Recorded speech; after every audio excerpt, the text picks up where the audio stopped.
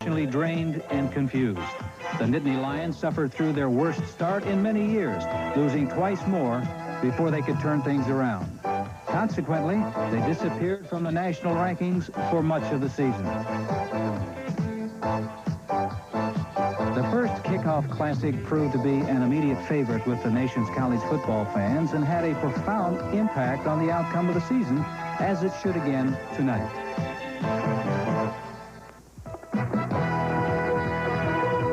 We've taken a look, and both teams know what a victory here tonight would mean to each of them. We're just moments away from the start of the 1984 college football season, so stay with us as Cat Sports presents the Kickoff Classic. The Kickoff Classic preview was brought to you by Mercedes-Benz, engineered like no other car in the world. And by John Hancock Company. John Hancock, we can help you here and now, not just hereafter.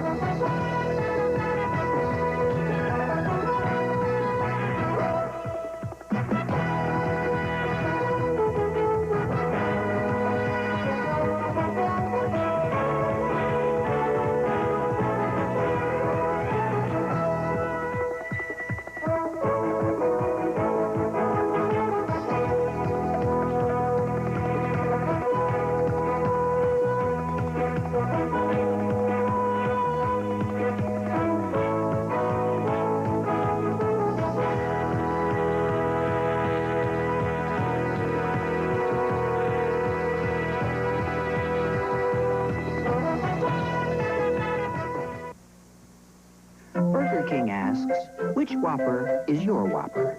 Because we'll give it to you our way, or we'll give it to you your way. We'll give you more of a good thing, or turn around and give you less of a good thing. We'll make it with everything, or nothing, or somewhere in between. That's because when you choose Burger King, one good turn deserves another. Have it your way at Burger King now. I took Rolaids for 10 years. Now I get better relief from Tempo. With Tempo, no more Tums. It took remarkable Tempo to make these heartburn and gas sufferers switch. Tempo's soft, not hard and chalky. So it dissolves fast, fights acid and gas. And the soft Tempo form holds more medicine than the leading tablet. 75% more acid-relieving medicine. Better relief than Rolaids or Tums. Switch to better relief. Switch to soft Tempo. I'd like to talk to you about the new Cadillacs. As you know, the new front-wheel drive Fleetwood sedan is downsized. Now, while this car's dimensions have been diminished, shrunk 2 feet in length, this luxury car remains uncompromised. The Lincoln Town Car. Lincoln is still committed to giving you full-size luxury. I invite you to compare this new Cadillac to the Lincoln Town Car. You'll find more than ever, the difference is sizable. Together Tampa Bay, 44 and you.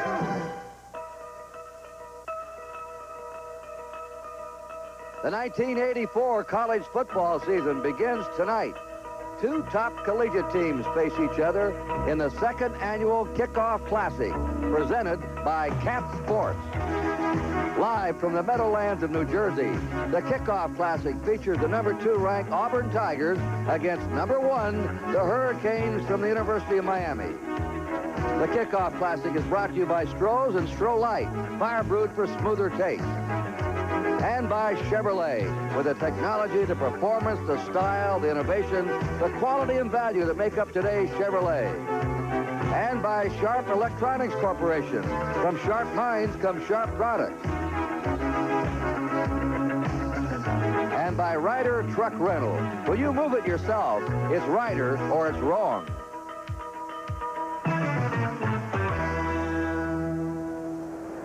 Giant Stadium, a gorgeous August night.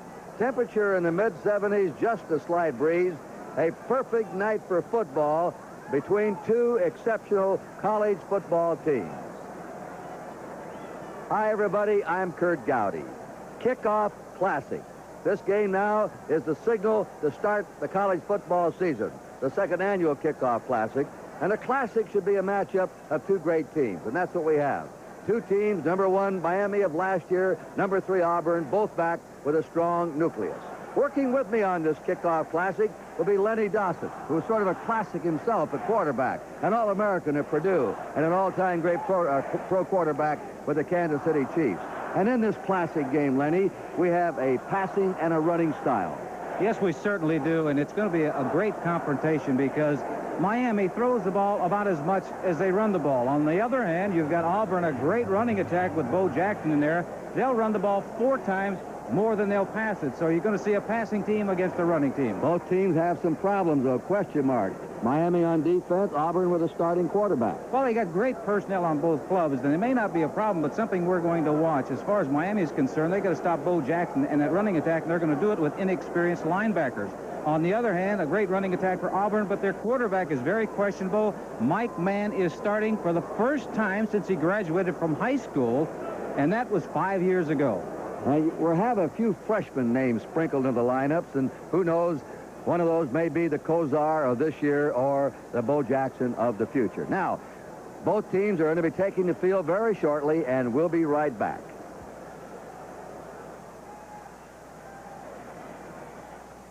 .450 degrees. That's how hot parts of your car's engine can get, even in ordinary driving. Watch how heat and stress can break apart your oil's protective molecules. That's motor oil breakdown. STP oil treatment's heat-activated molecules fight motor oil breakdown, fortifying your oil with extra lubricants and anti-wear agents. Get extra protection.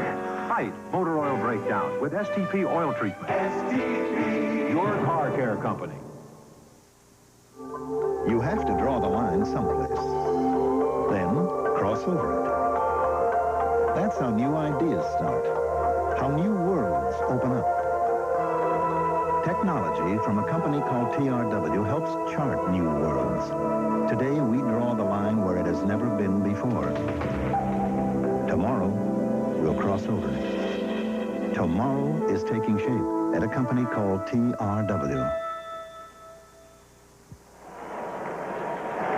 Here's our blimp shot of Giant Stadium, and the teams are down at each end of the stadium.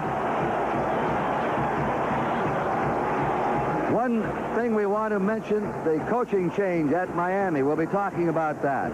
Schnellenberger resigned, and here are the Auburn Tigers coming on the field. And their coach, Pat Dye. Dye's in his 4th year there. Last year, here he is, Pat Dye. He's coached at East Carolina and at Wyoming. Last year, 11 wins, the first time in Auburn history to win 11 games in a year, Len. He did a tremendous job last year, and he has this team fired up. They really have aspirations of becoming national champions, and if they're going to get that done, they're going to have to do it this evening. By the way, his daughter, his youngest child, just had a congenital hip operation, Wanda, and she's watching this game in her home tonight. Here are the national champion, the Miami Hurricanes, and their new head coach, Jimmy Johnson. Jimmy was the head coach at Oklahoma State 5 years, and by the way, Lenny, he leaves quite a team there. Many are picking them to fight it out with Nebraska for the Big 8 crown. Well, Oklahoma State does have a fine nucleus. He didn't leave them in bad shape, but he's coming into an outfit that's got an outstanding team, particularly with that young quarterback, Bernie Kosar. Jimmy Johnson very wisely kept the entire offensive coaching staff. Hasn't changed much, kept the same plays. Why not? He has 8 starters back from last year on offense. And he is really a terrific, enthusiastic coach. All right, we'll be back for the coin toss in a moment, and the 1984 Kickoff Classic will be getting underway.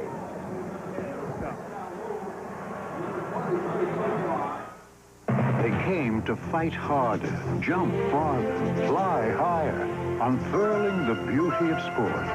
7-Eleven is proud to have helped give the U.S. Olympic team the freedom to accomplish their dreams. And just as we supported them, we're here for you, providing the freedom that comes from shopping convenience. Because when you start earlier, work longer, and play harder, a little freedom can take you a long way. 7-Eleven, the dream begins with freedom. No matter what pace you've set for yourself, there's a Xerox Marathon copier built just for you. Desktop copiers with advanced microelectronics. Mid-size copiers that give you a 2-sided copy of a 2-sided original and even staple. Larger copiers that constantly monitor themselves for peak performance. To see which 10 Series Marathon copier best fits your pace, call Team Xerox today.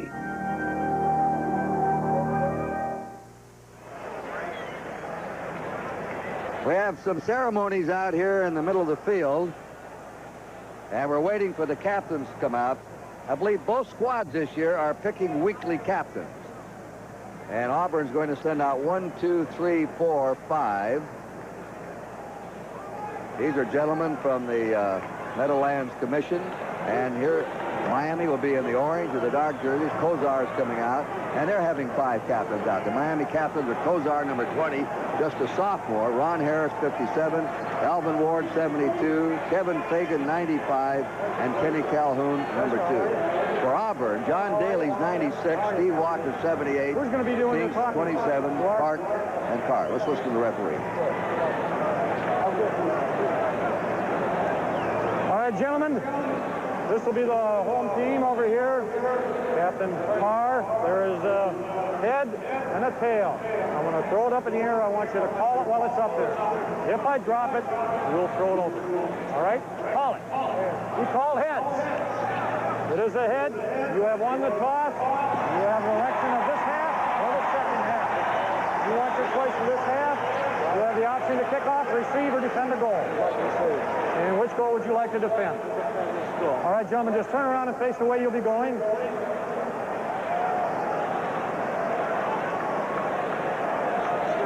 White will be receiving. That end.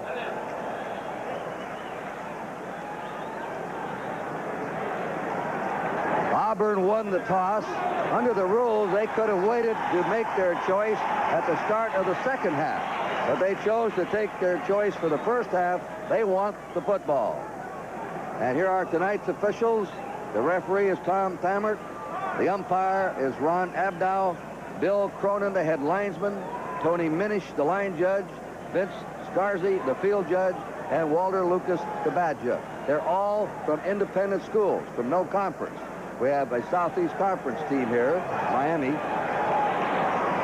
Here's how they finished last year now. The record coming up. Auburn will be in white. There's Miami, 11-1. Miami and Brigham Young have the longest winning streaks now in existence, 11 in a row. Nebraska was ranked second last year and Auburn third. Auburn has a 10-game winning streak coming into this game. I told you the weather was ideal. Red Cox, look at that, 73 degrees. It's a slight breeze tonight. 68% humidity, and we're going to have clear skies for the second annual kickoff classic. On the 5-yard line in the middle to receive this kickoff for the Auburn Tigers is Brent Fullwood. And doing the kicking off will be Greg Cox, a freshman from Fort Lauderdale, St. Thomas Aquinas High School, the same high school that Brian Piccolo attended, the late Brian Piccolo. But this Fullwood, number 22, is a sophomore. They rate him almost even with Bo Jackson as a running back. He once returned 3 kickoffs for touchdowns in a single game in high school, returned 10 kickoffs for touchdowns in a season. We're going to see him a great deal on offense. As a matter of fact, during practice sessions and the scrimmage sessions, he has gained more yards than Bo Jackson. Ed Graham's there, number 21.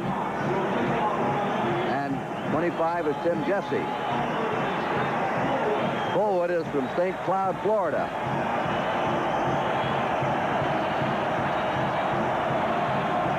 All right, we're ready to go, and the kickoff classic is underway. It's tumbling to Fullwood on the 4. He's out to the 10, to the 50. Oh! Is he hit down there by number 90, smashed into him, Victor Morris. Rammed him down. I think that shows you the type of game, the tempo that is going to be set here. This is going to be a hitting contest this evening. Auburn's ball on their 16. They're going to have on offense Mike Mann at quarterback. Jim Jesse and Bo Jackson are the running back. A.G.'s the up man, the fullback. Wallace, Lott, Cowart, Stokes, and Schuler are the offensive ends, and Trey Gaines is the split end. He's out to the right. Mann, a senior quarterback, with the ball. Pitches to Jackson, bursts through at the 20, comes up to the 24-yard line. Bo Jackson, who's averaged 7.2 yards a carry in 2 years, and averaged 7.7 last year. Let's take a look at the defense. Julio Cortez, Cameron, Broughton, Fagan, and Colbrand up front for Miami. They're tough. They're experienced. Here is the problem. Two inexperienced linebackers, Fleming and McVeigh, Jones, Sutton, Calhoun, and Fullings in the secondary. It is second down, 2. Auburn on their 25. Miami jams them up. Willie Broughton to Jackson. Kurt, number 17, Mike Mann, the quarterback, as I said, has never started a game in college football. He's a fifth-year senior. What they're doing right now in the early plays is getting his feet down on the ground. These plays are not option plays. They're designed to go to a specific back. They're going to do that probably for 3 or 4 plays and then turning loose on the option. Third down, a yard to go for Auburn on their own 25. Pitches to Jesse. They stop him short of a first down. He's brought down on the 24 of Auburn, maybe a loss. John McVeigh, the linebacker, slashed through to hit him.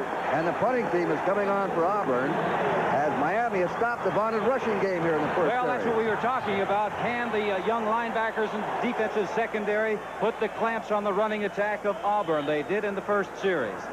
Louis Colbert, who's averaged 40.8 yards in his kicking, booms it out of there. Eddie Brown on the 30. He's a wide receiver, and they take him down on his 34-yard line. Miami has a first down. The tackle by Chris Knapp, number 3. The offensive team, that's a 46-yard punt, a 4-yard return. Miami will have Bernie Kosar, now a veteran sophomore. Yes. He's the quarterback. Oliver and Highsmith are the running backs. Brown and Shakespeare the receivers. Berticelli, Comandero, Sinclair, Ward, and Heffernan are the offensive line. We want to talk about that offensive line when we have time. First down, Miami from their 34. Kosar will throw on the first down. Out it goes. It's complete at the 40-yard line. And he hits Oliver, a back coming out. Number 37, the tackle by Jim Bone, number 51. The defense. Robinson, Williams, Hallman, Thomas, and Daly up front in the 5-man line. Greg Carr, possible All-American this year, and Jim Bone. King, possible All-American. Robinson, Powell, and Beasley the secondary.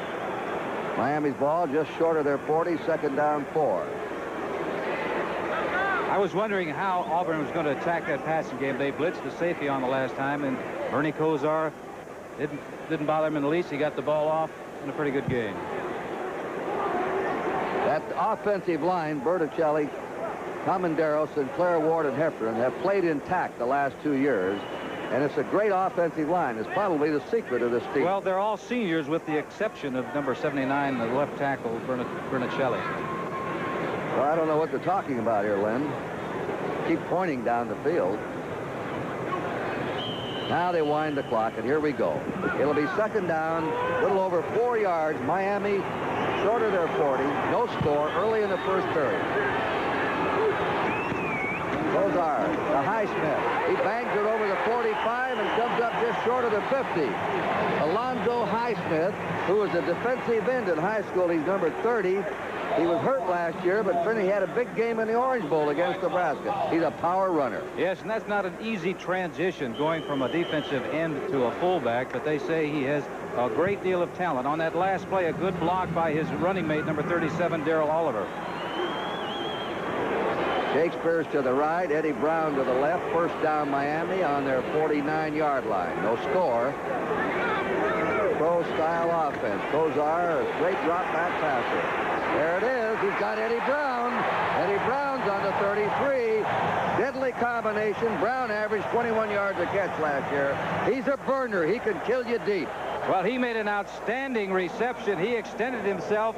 Here he's going to get pressure. Number 95 is Robinson for Auburn. He's coming in. This is just a fine throw. Watch the reception. He leans out, extends himself, follows that ball, and pulls it in for a big catch. Coach Johnson says he could be a #1 draft pick as a running back. He has 4.5 speed. First down, Miami. 2 first downs in a row. They're on the Auburn 33. No score here. 11:42 to go in the first period. Brown in motion. And tripped up and going down to the 35. Tom Powell blitzed through the strong safety, number 9, and lifted him off his feet. A 2-yard loss. That's the best defensive play of the game so far. Yes, it has been, and that's what they have to do on first down. They've got to really force Miami Hurricanes into a passing situation, then perhaps get some pressure on Kozar. That is the secret. They must put some pressure on Kozar, get their hands in his face, do something to make him hurry that throw. But he handles that pressure so very well. Second down, 12. Miami from Auburn's 35-yard line. Out of the eye. Kozar looks the field. And his pass right on target to Brown. Brown dances to the 20 and out of bounds. He's hit out by Alvin Briggs, number 4, cornerback. And it looks like another first down. Kozar is very accurate, Len. And I'll say this about Mr. Brown. There are 2 receptions and 2 outstanding catches. Here it is, a little bit of a fake, going back in the pocket and throwing to Ed Brown. And he catches the ball in his hands, and I really like that. You can see there 2 catches he's made, both of them in his hands, both of them following the ball into his hands all the way. Kozar now, the sophomore, is 3 out of 3 for 40 yards. First down, Miami. Oliver flashing inside on an attempted trap, goes to the 17-yard line, taken down by Jim Bone, the weak side linebacker, number 51. This is 3-yard gain. Good drive for the Miami Hurricanes, moving the ball on a very good Auburn defensive unit. They can get ahead of Auburn, then that puts Auburn in a very touchy situation because they're basically a running team. And you've obviously noticed that Kozar is getting lots of time. He's hard to blitz. He picks up blitzes. He wants you to do that. Look at the time again. There it is, and it is touchdown. No, he's out of bounds, they say. Jonathan Robinson covering. Stanley Shakespeare was the receiver, number 6, and they called him out of bounds. He had it right deep and on the edge there of the end zone. Let's see what it's going to be. Miami players are saying touchdown. Oh, wait a minute. What did they call it? They called it a touchdown. One official waved it out of bounds. Maybe he thought that you had to have 2 feet in, but I can't imagine that because these are collegiate referees. At the 17-yard touchdown pass to Stanley Shakespeare from Bernie Kozar. Kozar, all he's done is hit 4 out of 4 so far. And the receivers are tremendous. They've all caught the ball in their hands. Well, you won't find a better pair of receivers on one college team than this. Greg Cox the kick. Low snap, the kick is up, and the kick is good. And Miami takes that ball and drives 66 yards for the score. Here it is, coming up right now, and this is a good throw. He stands in that pocket. Look at him step and throw. There's nobody in his vision, so he's got a clear view of what's going on. There is the reception. I don't know what the question was about. Both feet were in. We'll be back here with the score. Miami 7, Auburn nothing.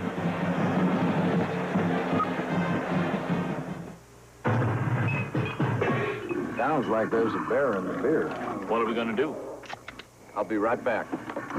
Where's he going? He's going to get that beer from that bear. That's not just a bear. That's a grizzly. Yeah, but that's not just a beer. That's fire-brewed Stroh's. I thought we had 3 cases. Well, had to make a deal. Stroh's and Stroh Light, fire brewed for smoother taste.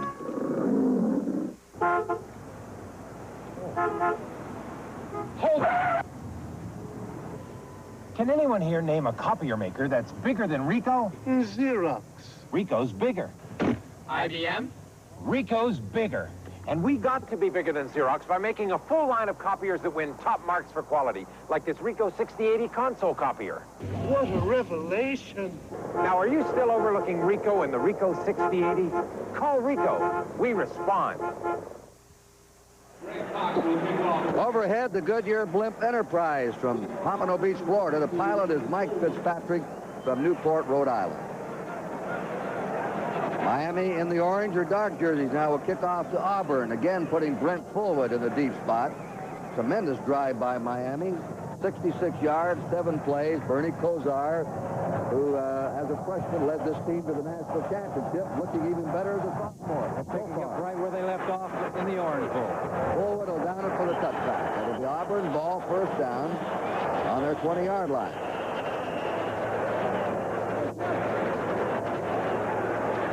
Well, as advertised so far on the scoring drive, Miami with their pro-style passing team. Took him 2 minutes, 55 seconds. Shakespeare 17 yards from Kozar. 7 plays. Fullwood, A.G., and Jackson now will be the backfield. Mike Mann is the quarterback. Bo Jackson lined up at right halfback. Fullwood is left halfback. First down. Pitch out. Jackson's hit, and he's going to be stopped at the 23-24 yard line. Put this down in your personal computer, ladies and gentlemen, if you have one. Jackson weighs 222, sprints in track, high jumps 6 feet 10, drafted as a baseball player by the New York Yankees when he came out of high school, is the best pass receiver on the squad and the best blocker. And put those all together. When you say sprint, he runs an amazing 4.240. That's unheard of. Number 34, Bo Jackson. It is second down. 6 to go. Auburn from the 24. A hit is Jackson at the 25-yard line. A delay. Looks like it might have been a little messed up, Lenny. Well, I think that what they're doing to the coaches, as I said, because of Mike Mann never starting a game at Auburn before, they're trying to get his feet on the ground because they don't want him getting too flustered and the pressure get to it. He's going to start running the option now because that is their bread and butter. Jackson's had 3 attempts, 13 yards. Gaines is spread out to the left. It's third down 5. Auburn wanted to pass about 15 times tonight. Let's see if they do. And they go out to Jackson again. They've got him. They stop him. That's twice. Auburn has been stopped now, short of a first down. They're on their 27-yard line. It'll be 4th down and 3. And the punting team comes on for Auburn. Bruce Fleming, one of those inexperienced linebackers, made the stop. Pat Dye is not too concerned so far. We have 8:49 to go in the first period. Miami's ahead 7-0. Lewis Colbert, a junior, will do the punting.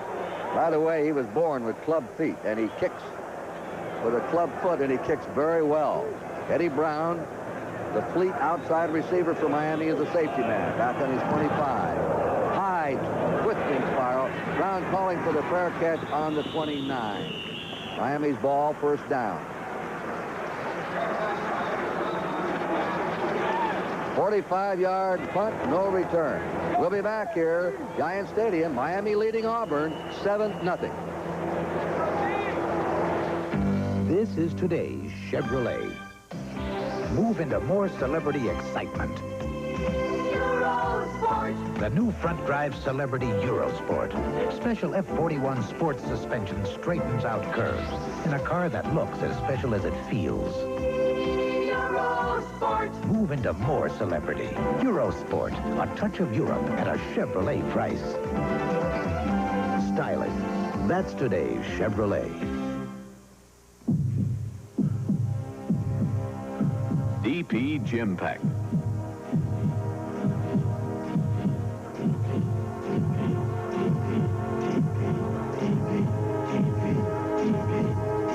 Professional exercises at home. DP, fit for life. For life, DP, lighter, DP.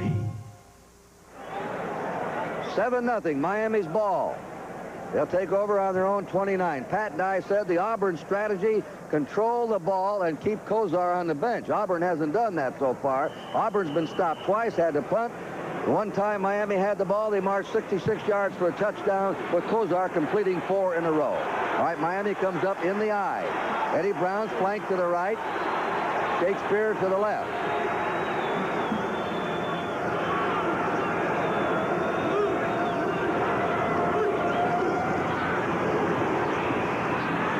That's Darrell Oliver. Put it on the 32 of Miami, the tackle by Nate Hill, a freshman. Auburn thinks he'll be a great one. He's from LaGrange, Georgia. Most of the players on the Auburn team are from Alabama, Georgia, and a few from Florida. It's an almost all Southern team. 59 players on this squad from Alabama. Second down 7 for Miami on their 31-yard line. Here's a draw play. Highsmith, 35, 40, 45, still going, and he's down at the 48-yard line. Hit down by David King. 16-yard run for Alonzo Highsmith and a first down Miami. And there is excellent blocking by that offensive line, the veteran offensive line of Miami. Number 72, take a look at him. You see him right to the right of your picture. Watch the block that Alvin Ward puts on, opening the hole for Highsmith, the running back, picking up 16 yards. There's no secret, really, about why things work. If you execute, they're going to, and that time they did. First down Hurricanes on their 48. They're leading 7-0. 7:23 to go in the first period. Out of the eye. Rosar looks. Throws it deep down there, and caught! Tight end Willie Smith grabbed it on the deflection off Arthur Johnson's fingertip. Great catch by sophomore Willie Smith of Jacksonville, Florida. Can you believe the way that the Hurricanes are catching the football? Everybody, tight ends are supposed to have board hands, but this is an outstanding catch. He just gets it off. It's man-to-man coverage. You see him riding right there, and the ball is going to be tipped as it is right there, but he maintains the concentration on the ball. Number 40, Johnson, tipped the ball, but up with a great catch is Smith. Wow, I think that's every reception's really been an outstanding reception for Miami so far. It has, Lenny. Glenn Dennison was their outstanding tight end last year. He graduated, and Willie Smith stepped in now as number 1. The pass is blocked, intercepted by Auburn. Big break for Auburn. They intercept the pass that was deflected at the line of scrimmage. Looks like John Daly came up with it. 96, John Daly of Birmingham, the defensive right end. Well, that was a big break for the Auburn Tigers because Miami was on the move right once again. And I said about getting pressure. You don't have to tackle the quarterback, but you get some hands up in his face, impair his vision, and a lot of things can happen your way. That time it did. Big 96 Daly came up with a big play for the Auburn Tigers. Well, we'll see what that does to the ball game because Miami was going for another touchdown. They've already scored once. Now Auburn has the ball on their 13-yard line. They moved their tight end over. Make a strong left. Bo Jackson takes the ball. He's jammed up as he crosses the 15 out to the 17. Hit by Bruce Fleming, the linebacker, and a freshman safety man, Darrell Fullington. They moved that tight end. What they're trying to do is get him on the side where the linebacker ordinarily does not play over a tight end. You'll see that during the course of the ball game. Clayton Buford's come in as a split end for Auburn. He's out to the left. He's the only wide man. Now they put Middleton, the tight end, spread him out to the right. 2nd and 5 for Auburn. Pass play, and it's incomplete. Mike Mann trying to hit Clayton Buford, a senior. I think you're Number seeing 11. Now, Miami's receivers, what did they do? They caught the ball in their hands. That time Buford had a chance. I don't know whether he could have stayed in bounds, but he didn't get the hands in the right position to make the catch. Freddie Wagand, a freshman, number 14, has gone in. He's a redhead, and they liken him to Terry Beasley, who used to catch Pat Sullivan's passes. Great receiver, Beasley, back in the 69-71 era. But they run the draw. Here's Jackson turning outside with that amazing speed of his. It'll be first down Auburn. Their first down of the game. A 13-yard run for Bo Jackson. Reggie Sutton drove him out. Kurt, you were talking about the speed of Bo Jackson. 99, the outside linebacker end. Julio Cortez had the angle on him. He slips there, but he takes off. You can see right there, 99 Cortez had the angle, but the great speed of Bo Jackson outran him, and they picked up a big first down. Jackson now has had 6 carries for 32 yards. There he is, Bessemer, Alabama. They give him the ball again, and he plows over his left guard. Gets it out a couple, 3 yards. He's hit there by Greg Jones and Kevin Fagan, the right tackle. Kevin Fagan weighs 260. Jimmy Johnson is Coach Hugh Green at Pittsburgh. Leroy Selman at Oklahoma. There's Pat Dye. Jimmy Johnson says Fagan the chance to be as good as Bo. That is in outstanding company when you're compared to Green and Selman. Jackson's out. Jesse's in, number 25 in the backfield. A little bit different look here. They run the option. Man crosses the 35, is out to the 37 on the quarterback option. Brought down by Kevin Fagan of Lake Worth, Florida. Steve Wallace leading the way for him. What they're doing defensively, Miami, is they're forcing the quarterback to run. They'd rather have him. That was the option play. The other plays, were not option plays. He was just pitching the ball to Bo Jackson. He was running. The last one was an option play. Miami forced the quarterback to run. Third down, 3. Auburn on their 37.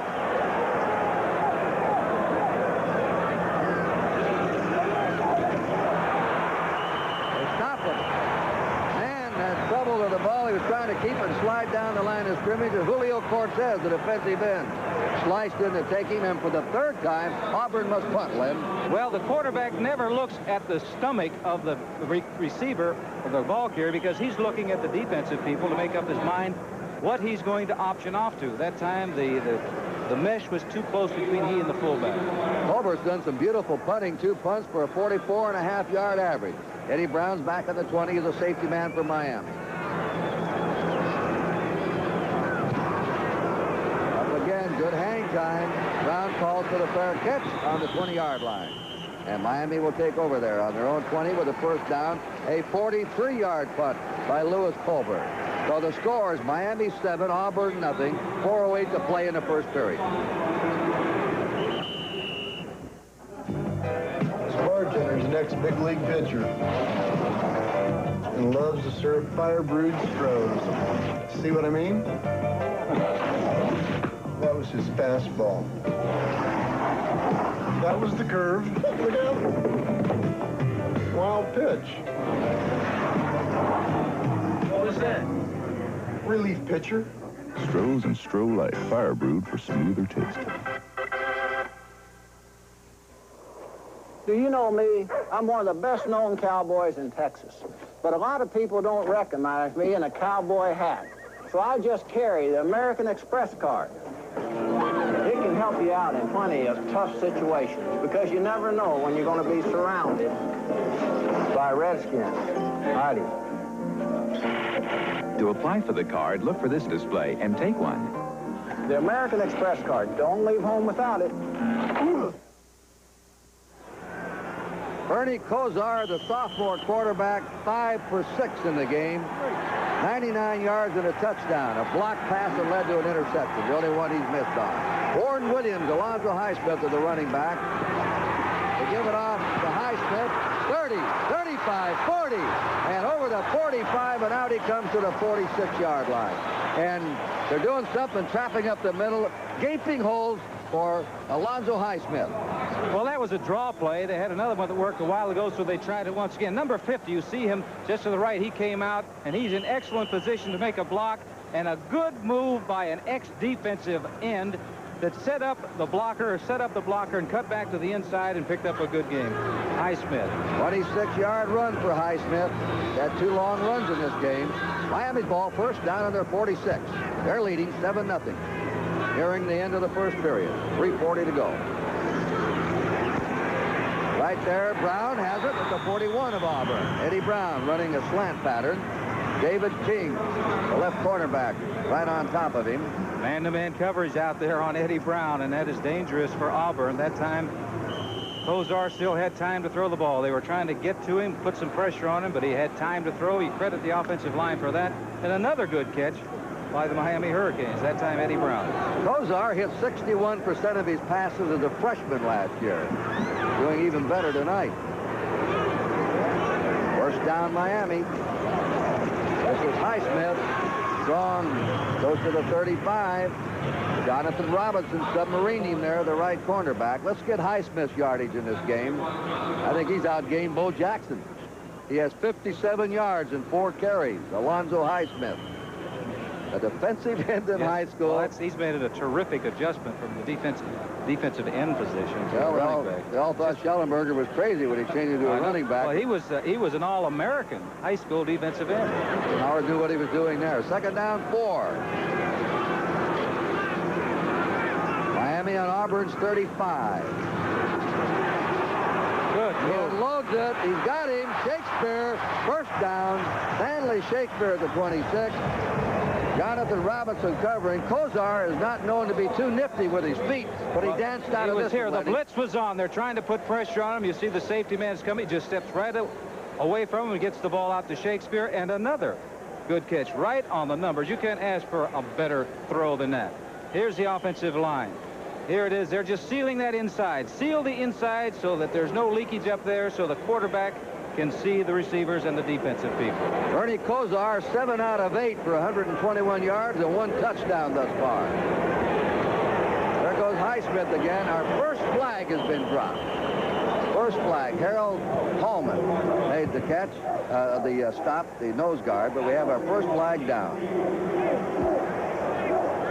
Holding, offense. And that'll wipe out the game by Highsmith. It's against Miami. For a first game in August, remarkable. They've gone this far without a penalty. I think that shows good coaching on both sides of the football, offensively and defensively. You know, if it continues this way, because generally you have all kind of things. These young people are all fired up. You know, the adrenaline is going, and you think, for one thing, what would happen? You jump off sides more, but that hasn't happened.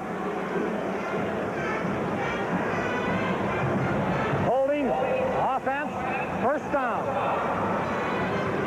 Auburn usually outgains their opponents. So far tonight, Miami has 181 yards in offense. Auburn 38.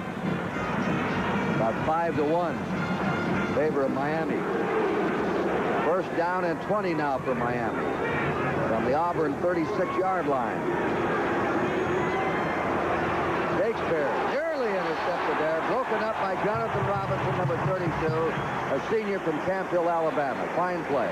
Yes, it was, and I think that you could tell by Kosar on the amount of time that he was taking, the way he was looking to his right, making sure his wide receiver heard the call. He was changing the play at the line of scrimmage.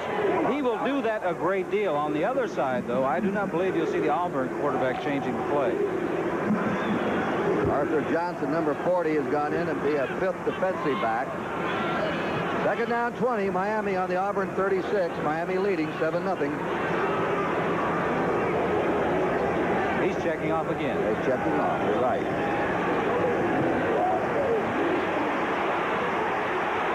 Short one. And buried under at the 31-yard line is Warren Williams, the halfback, number 24 of Fort Myers, Florida, a freshman. Alvin Briggs jumped right on him. 5-yard gain. Notice the time that Kosar is getting. He was sacked only 17 times in 12 games last year by the all-ethnic forward wall. Berticelli, the left tackle, is Italian. Comandero is Cuban-born, the left guard. Sinclair is from Canada. Elvin Ward is a black from Chicago. Heffernan is an Irishman from Miami. They call themselves the Blitz Buster. Great offensive line, tackle to tackle. They move. You got a legal motion here. Lift it up. I really like the way that Kosar maintains his composure back there when there's a blitz or when there isn't a blitz. Procedure, offense. Well, that's the remarkable thing. Of course, Kosar is a top student. He has a 3.6 grade average in finance. He wants to be a lawyer and get in finance. He'll probably get into finance all right, the way he can throw the ball. And negotiate his own contract. That's right. But the remarkable thing they all talk about it is his poise for a young player. His poise. You know, sometimes when you have a lot of time, you can get very jittery back there. He doesn't. Can't rattle it. It's third down now, and 20 to go. Miami on the Auburn 36. Miami went to the 10-yard line, lost the ball on a deflected interception. Come back again. Now penalties are stalling them.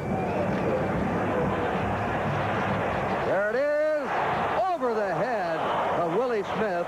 What I like about that pass, Letty, was the touch on the ball, the feathery touch. He had his man open. Willie Smith did have a step or two on the defensive back. It was just a little bit overthrown. Tom Powell was back there on the coverage. Tom is a safety. We'll have a field goal attempt by Miami. Number 25, Greg Cox, a freshman. They had a kicking contest in preseason. Mark Selig and Cox, they worked it out in practice. They charted them, they filmed them, and decided that Cox won the competition. So he's now the kicker. This will be a 53-yard attempt. We don't know much about Cox, how strong his leg is. We'll find out now. It's up, it's going to be short. And a flag is down. We have a flag drop. They're looking at number 9, Powell. Personal foul, roughing the kicker, defense. Uh-oh, got a roughing the kicker here. And there he is, number 9. Tom Powell is number 9. When you're going after the block, you don't want to go near the kicker. You want to go in front of it. He was actually pushed, though. You could see that number 88 of the Miami Hurricanes, Chris Hembaugh, pushed him in. That doesn't matter this year, though. You can block a man into the kicker, and that's up to the rusher to get out of it somehow. You have to take the correct angle toward you don't go toward the kicker. You go toward where that foot is going to meet the ball and where the ball takes off. So now it's a first down. That's always a bruising penalty for a team. They're giving the ball up, and we have a flag down. Auburn may be offside. As Alonzo Highsmith carries the ball, taken out by John Daly. Roughing the kicker can be a 5-yard. That's running into one, or really roughing him up, going into him as an automatic first down and 15 yards. The defense is offside. Now penalties are hurting Auburn. Each team has 2 penalties. We were just crediting both sides here a minute ago about not having penalties early in this first quarter in the first game. Now they're in 3 or 4 in a row. Offside, defense, still first down. I believe the man offside was number 94, Hallman, the nose guard. Miami's on the Auburn 16. It's been all Miami so far in this first period. 52 seconds to go. Miami ahead 7-0. This is they scored 1 touchdown, and this is their second scoring threat aside from that. There's a draw play. Highsmith bangs over the 15 and plows his way to the 12 or 13-yard line, where he was taken down by Jim Bone from Columbus, Georgia, the weak side linebacker. Jim Bone did a fine job of tripping him up. Had he gotten by him, there was nothing, but I think that the next thing they would stop in was that blue end zone. You're talking about how things are going. Miami has 10 first downs to Auburn's 1 in this first quarter. They get 3 tight ends in the lineup for blocking power. It is second down, 1 yard to go for Miami. Could get a fake here. Pass, let's see. Guy wants time. They got messed up in there. He was going to check off, and he found out, well, maybe I'm not in the right formation to check off to that particular play. So the sophomore goes over to his coach, Jimmy Johnson. We'll be back. The score, Miami 7, Auburn nothing.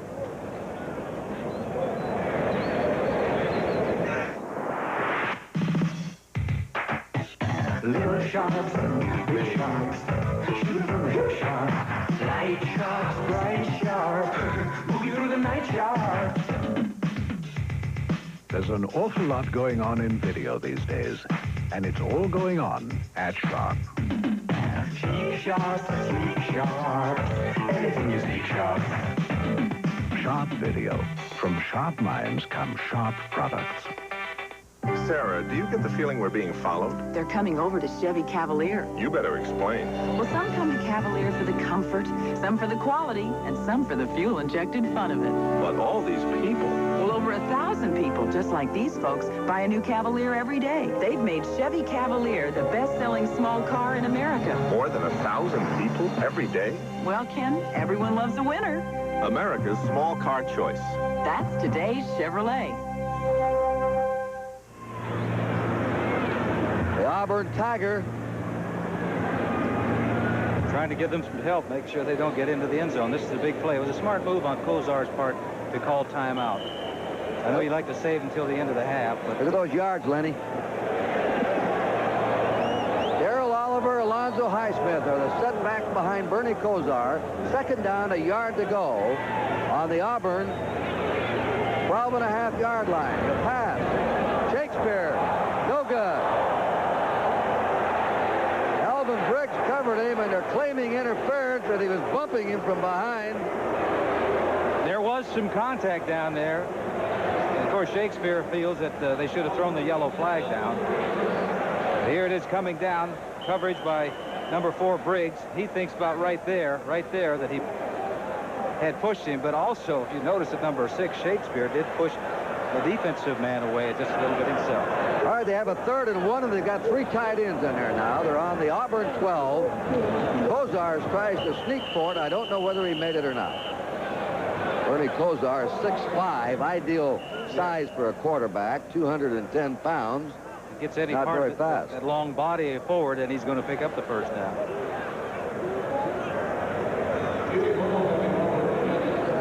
measure. Officials timeout. And the quarter's over also. They're going to bring the sticks on. The first quarter is officially over. The teams are holding, though. Miami scored on a 66-yard drive. You can see right there. They're inches short. They came down right back again on Kozar's passing. They went to the 10-yard line and lost the ball on an interception. And now they'll have 4th and inches when we come back, because at the end of the first quarter, the score, the University of Miami Hurricanes 7 and the Auburn Tigers nothing.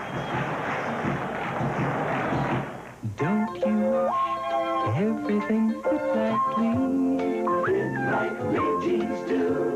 Don't you wish everything fit as well as Lee jeans fit on you? Don't you wish everything felt as good? Don't you wish everything only could? Don't you wish everything fit? Lee, the brand that fits.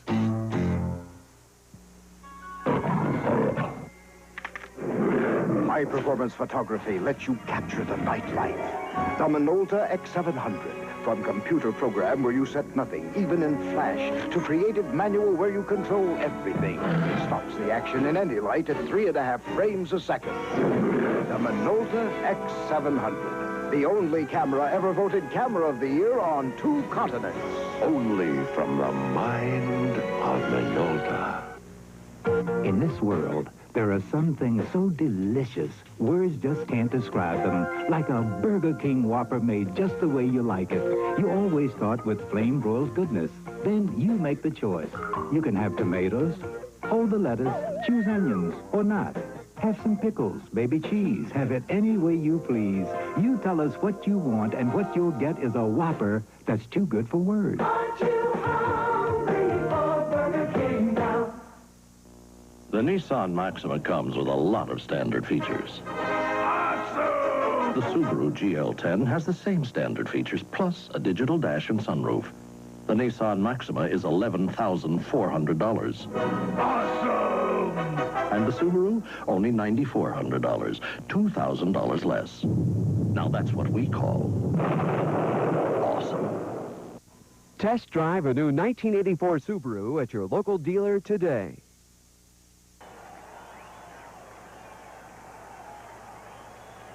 Giant Stadium, the Meadowlands Complex. I'm Kurt Gowdy with Len Dawson, Cat Sports, bringing you this 2nd annual Kickoff Classic. And the Miami Hurricanes lead 7-0. They have dominated this game so far with a passing arm and the cool quarterbacking of sophomore Bernie Kozar. Here's a big play. 4th down and inches to go on the Auburn 12-yard line.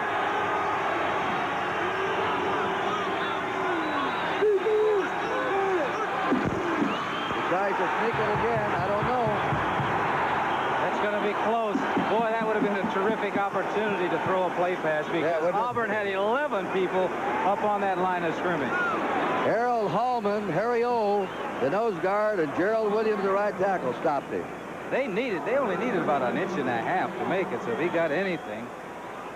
You're going to see here, Kozar is going. You're going to see the backs come up and try to give him a little boost right there. You can see number 37, Darrell Oliver, trying to push him forward, which is you're not allowed to do. But there's Kozar. Twice he's tried a quarterback sneak for the first down. You know, amazingly, Auburn has not crossed its own 37-yard line. They have not been in Miami's territory. That's not the Auburn team that crushed the opponents last year with that devastating ground game. They stopped them. And that's the 2nd time that Auburn, they stopped them at a 10-yard line with an intercepted pass, and now they've stopped them on the 12. They could have been behind in this game, a couple of touchdowns. Here are the first quarter stats. Yards rushing. Look at the passing. And the total, 190-38 for Miami. Might also say, Kurt, in the first half, Auburn had the ball on their own 16, their own 20, and their own 13-yard lines. Not good field position. All right, we have a new quarterback, Pat Washington from Mobile, a junior. Number 10. He's going to throw a pass. And out out it goes, and it's into the sideline masses over there. Intended for Trey Gaines, and he was covered there. He had a hard rush of McVeigh. He was covered by Reggie Sutton. Reggie Sutton, number 1, the defensive back, did an outstanding job of making sure that he stayed very, very close to the receiver. Pat Washington was hit in the back and has had a stiff shoulder and a stiff upper back. He's been getting better by the day. He would have started without the injury. Now they've got him in there because the starter, Mike Mann, just couldn't move him. Second down. 10 to go. Auburn from their 12-yard line. They have twice stopped Miami now inside their 15. Bullwood brought down on his 14-yard line. St. Cloud, Florida, his home, a sophomore. And I'll have to say Miami's really defending this run so far, Lenny. We had brought up early in the telecast the concern that Miami had about their linebackers and the defensive backs. Could they stop the Auburn running attack? Well, so far here, early into the second quarter, they've done an outstanding job. The freshman, the redhead, Freddie Wagan from Gadsden, Alabama's in. And Jeff Parks is split out. It's 3rd and 8, Auburn from their 14. They need a big play. Get some breathing room. Washington caught. Out and open is Wagan. He's at the 40, the 45, at the 50, and Auburn now has the big play they were looking for and are into Miami territory. And he was wide open. 38-yard play. There was no one anywhere near him because the cornerback had made a commitment to come up. Wagan was back there all by himself. Here you can see they're faking the option play. Throws it over the head of the defensive back. You can see Wagan's right there. Number 1, Reggie Sutton, who I was just complimenting a minute ago on an outstanding play. Came up and took the bait on the fake. Red ball, personal foul, defense, first down. They have separate dead ball fouls this year, and that one's marched off after the pass completion. So from their 12-yard line, Auburn now has the ball on the Miami 34. There goes Bo Jackson. They pile him up at the 31-yard line. It'll be 2nd down 7. Auburn finally gets some breathing room. 3 times they were forced to punt in the first quarter. Could not move. They put a new quarterback in, Pat Washington, and he gets them going. And Jimmy Johnson now getting a little perturbed. Leighton Buford's in it, split in. You may stop Auburn and that Bo Jackson several times, but if you give him any room at all, you can say goodbye. 2nd down 7, Auburn. Washington will throw deep, and it is a touchdown to Clayton Buford, number 11. He had his choice down there. The tight end, Jeff Parks, number 82, was in the vicinity too. Clayton Buford, a senior. Grab that one. Here it is. Good protection for Washington coming back. You see 82 going down the field. He throws it over his head. 82 is the tight end, Parks. And now watch number 11. Buford coming into the picture, coming up with a big reception. Well, they score with 13-20 in the first half. And how things changed as soon as Pat Washington went in there at quarterback. Yes, sir. And we're just talking about the fact that you can stop him for a while, but Robert McGinney is up, and his kick is good. We have a flag down. Let's see what the penalty is. Well, Auburn went 88 yards. They had a 3rd down 8 on their 14. They got a big pass play to a freshman, Freddie Wagan. Defense, offside. Offside against the defense. They'll decline it. And Auburn is coming back. That's Mike Mann, the starting quarterback, who held there. On his defense. 88 yards in 5 plays. It took them only a minute 37. And quickly this game has turned around. The score is now tied 7-7. Hey, guys, I'm back. Catch anything, Riley? Yeah, caught this granddaddy of a fish. But when I got him in the boat, he says, I'll give you 3 wishes if you throw me back. A talking fish? Well, it was hot. I was thirsty, so I wished for a nice cold Stroh's beer. And there it was. Tasted so good, I wished for another one. 2 wishes, 2 Strohs. And what'd you do with the 3rd wish? Hey, did I forget my friend's Strohs and Stroh Light, fire brewed for smoother taste. There we were in no man's land, when the moving truck died in the sun and the sand. So since it seemed we'd be a while, we We set up house and we waited in style. And we waited, and we waited, and we waited. Now I know Ryder and some newer. They're tougher, they're strong, and driving a bargain sure didn't pay. So next time I'll think this way, it's Ryder or it's wrong. Miami offside on the try for extra point, so Auburn will kick off from their 45. Robert McGinney will do the kicking. There's the story of the Auburn drive.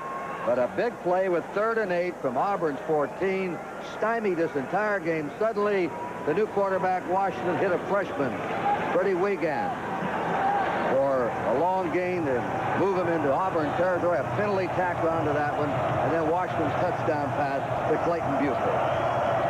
Oh, Reggie Sutton is back in the end zone. He's number 1 for Miami. Eddie Brown and J.C. Penney with him. And the ball is coming to Sutton on the 2. He's out to the 10. He's out to the 15. Finds a hole and is racked up short of his 25-yard line. And hitting him there is number 3, Kevin Porter. 22-yard return. Miami's ball under 24-yard line. First down. Jimmy Johnson. Now we'll see how his club does after the sudden reversal here. There's Kozar's figure, 8 out of 12, 126 yards. Kozar on the handoff. Straight ahead goes Darrell Oliver. Not much on that one, maybe a half a yard. It's amazing how something can happen offensively will change the attitude and the enthusiasm of the defense. That was a good defensive charge, stopping them for about a half a yard gain, putting Kozar now in a passing situation. That was Ben Thomas, the left tackle, number 91 of Ashburn, Georgia, who led that charge. It is 2nd down, 9 to go. Oliver and Todd Stanish are the running backs for Miami. In a tie game, 7-all, early in the 2nd quarter. Kozar keeps the ball, throws it deep to Brown. Busted up there. Brown double teamed. They know he's a threat. Double teamed by Alvin Briggs, number 4, and Victor Beasley, the safety man, number 31. He'll be double teamed most of the night. And did you notice how Brown, even though the ball was underthrown, really concentrated on that pass? And it was a good defensive effort by the 2 Auburn secondary people. Brown, I like the way he looks at that ball and catches it in his hands. They take Gerald Robinson out. They'll put another defensive back in the game now. Arthur Johnson becomes the nickel back. 3rd and 9. Miami on their 25. Great drop back by Kozar. He's got the protection. There's a man open. Willie Smith has it, the tight end. 84. He's a long striding tight end, and Lenny, he can get deep in a hurry. I'll tell you something. That was an outstanding play. They were rushing three defensive linemen. Kozar had all the time in the world. And you were talking earlier about touch. This is touch. This is great touch because there are 8 men back there defending against the pass. You see the tight end, Willie Smith, coming in there, and the ball is perfectly right thrown. among 4 of them. Yes. First down, Miami on the 50-yard line. We're tied 7-7. Little over 12 minutes to play in the first half. Number 1 team last year against the number 3 team last year. Carrying the ball is Todd Stanish, a sophomore from Alliance, Ohio, and he's brought down by Alex Duchok of Birmingham, Alabama. Do you know who else is from Alliance, Ohio? Who? Me. You. I played high school football with that young man's father. Jimmy Johnson's father? Todd's Duchok's father? Todd's father, Al, was my blocking offensive guard. I think he must have weighed at least 150. 2nd down, 6. Miami on the Auburn 46. Fires it to the 40. It's complete to Darrell Oliver. And Ray Corhen is right there and behind him. See that he didn't spin away. Oliver is a sophomore. They all catch the ball exceptionally well. Generally in college ball, you don't find too many tight ends with real good hands, but Miami certainly has one. First down, Miami on Auburn's 40-yard line. Kozar would be the first to tell you I got a high passing percentage because I've got great receivers. course, he gets the ball to him. He's got a good offensive line, too, that protects him. Look at him pointing out there. Checking off. Blitz! And the blitz bothered him that time. Trying to get it to Eddie Brown. They had a blitz on. He didn't get hit, but he threw the ball a little quick that time. Yes, he did. He threw it sidearm, and Eddie Brown almost came up with another outstanding catch. But you notice on the line of scrimmage how he is into the game. He is reading what's going on defensively back there. All-out blitz. He read that blitz. He was checking off, as a matter of fact, pointing to his one receiver on the left side. So he's a very intelligent quarterback, and that's probably more important than being physical. Second down 10. Miami on the Auburn 40. We're tied 7-7. Those are spinning out. Will throw on the run. And nobody down there. I don't know if that was a broken play or he just heaved it down there. He threw it away because he was looking for his receiver, Eddie Brown, who was running a sideline pattern. He was double covered out there, so he wisely just threw the ball away to avoid the loss.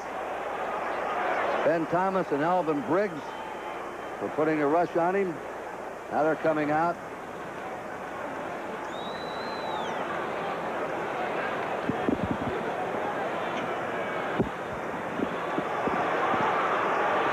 Cap Sports presenting tonight's kickoff classic. And here's a penalty to the 25-yard line. Personal foul, roughing the passer, automatic first down against the defense.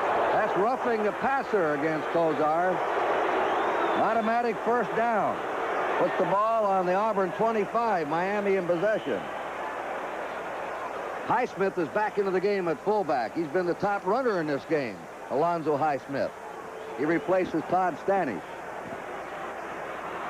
56 yards for Alonzo Highsmith. He had a good game against Nebraska in the Orange Bowl. 11:13 to go in the half. 7-7 is the score. He's open. Brown at the 20. 15. He's at the 10. Eddie Brown is dangerous after he catches the ball. He has 4.5 speed. He's a very dazzling runner. Here it is once again. Kozar going back, looking for his favorite receiver, number 40, Ed Brown. He makes the catch, and after he makes the catch, you can see what he's capable of doing. He's an outstanding runner. Jumped inside that linebacker, picked up additional yardage. Averaged 21 yards a catch last year. Had 115 yards in the Orange Bowl against Nebraska on 6 catches. Brown has caught 4 in this game now for 62 yards. First and goal to go. Miami on the Auburn 9. Oliver not going anywhere. Maybe a couple of yards to the 8. Jim Bone got to him first, number 51, the weak side linebacker, Columbus, Georgia. Number 99 of Auburn, Hill, did a fine job of making sure that the running back did not get outside. He forced him to run back to the inside where the pursuit was coming from, the linebackers and the other defensive linemen, and he made the stop. It's a good play. Miami, after scoring on their opening drive, went to the Auburn 10, had a deflected pass, turned into an interception. They went to the 12-yard line of Auburn, were stopped there on 4th down, and now they're on the 8-yard line of Auburn. This is their 3rd scoring threat inside the 12-yard line. They have a blitz on. He throws it, and it is a touchdown. Stanley Shakespeare grabs it. Boynton Beach. See how that kid reads that blitz? It doesn't bother him. I'll tell you, he had single coverage out here on the wide receiver. And he had an option. He had a man going on the short route directly to the sidelines, and there he is, number 6, Stanley Shakespeare. And here it is. He avoids the rush. Here comes the blitz. Single coverage out here, and he fires that thing about sidearms right into the arms of the receiver. And Lenny, he will throw sidearms, sometimes even underhand when he has to against the blitz. He just whips it out there like a Ewell Blackwell, the sidearm pitcher. Doesn't matter to him. He'll get it to him. Greg Cox will try the field goal. And the kick is up, and it's good. So they went 76 yards in 10 plays. And with 10:22 to go in the first half, the score is Miami 14, Auburn 7.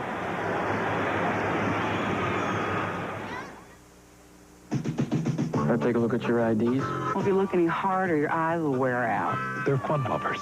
2 good old boys looking for action. Until one day. Who are you?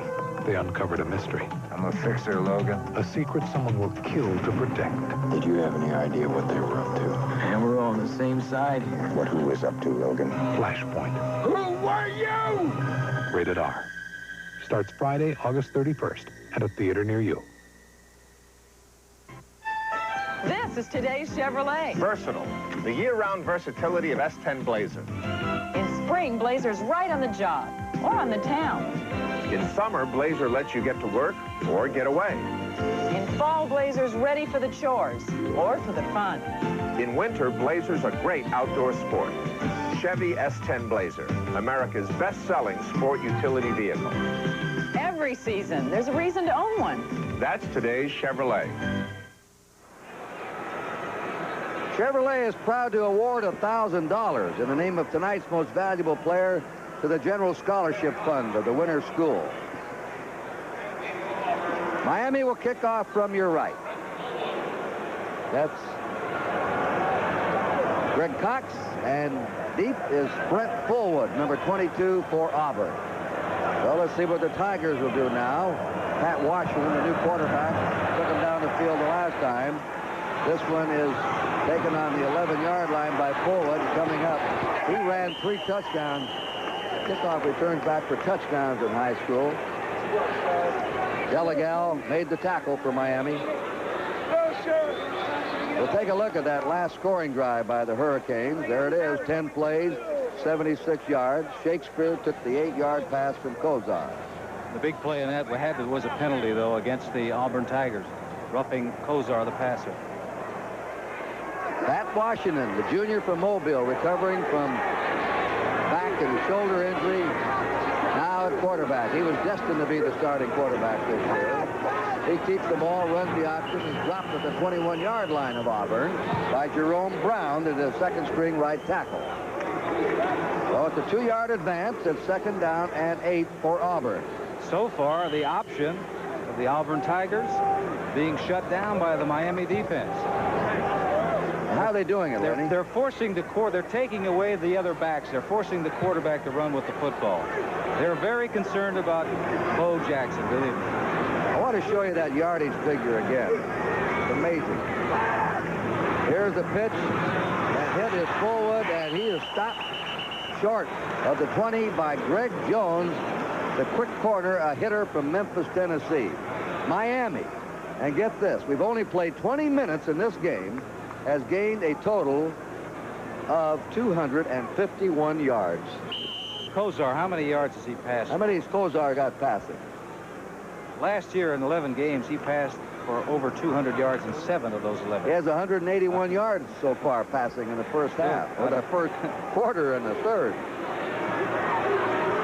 We have a 3rd down and 10 now for the Tigers from their 19. Reverse, Jackson is hit. Looked outside, they swarm him and knocked him down, but he showed you his power. He had 4 men around him. It took 2 or 3 to get him down. He nearly fumbled the ball away. He does not fumble the football. They will not permit it, but he is really nailed. This is a reverse coming to the right side. Here he's going back to the left, but he really gets nailed there by 2 men. The ball pops up. He concentrates, and they say he's got the best hands on the team. He did well just to hold on to the football. Morris is the man that hit him, Victor Morris.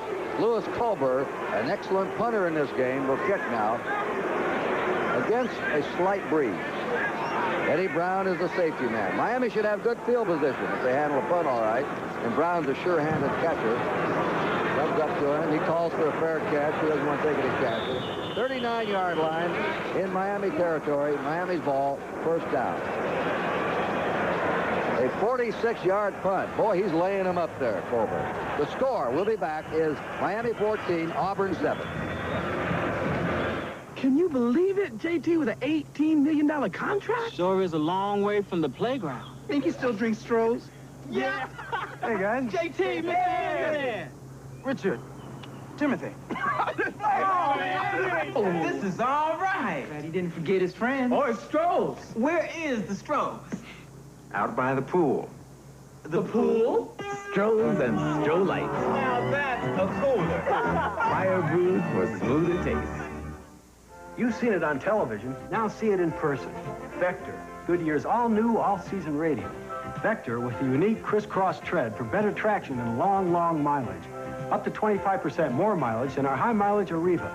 We've got your size, we've got your price, we've got your Vector.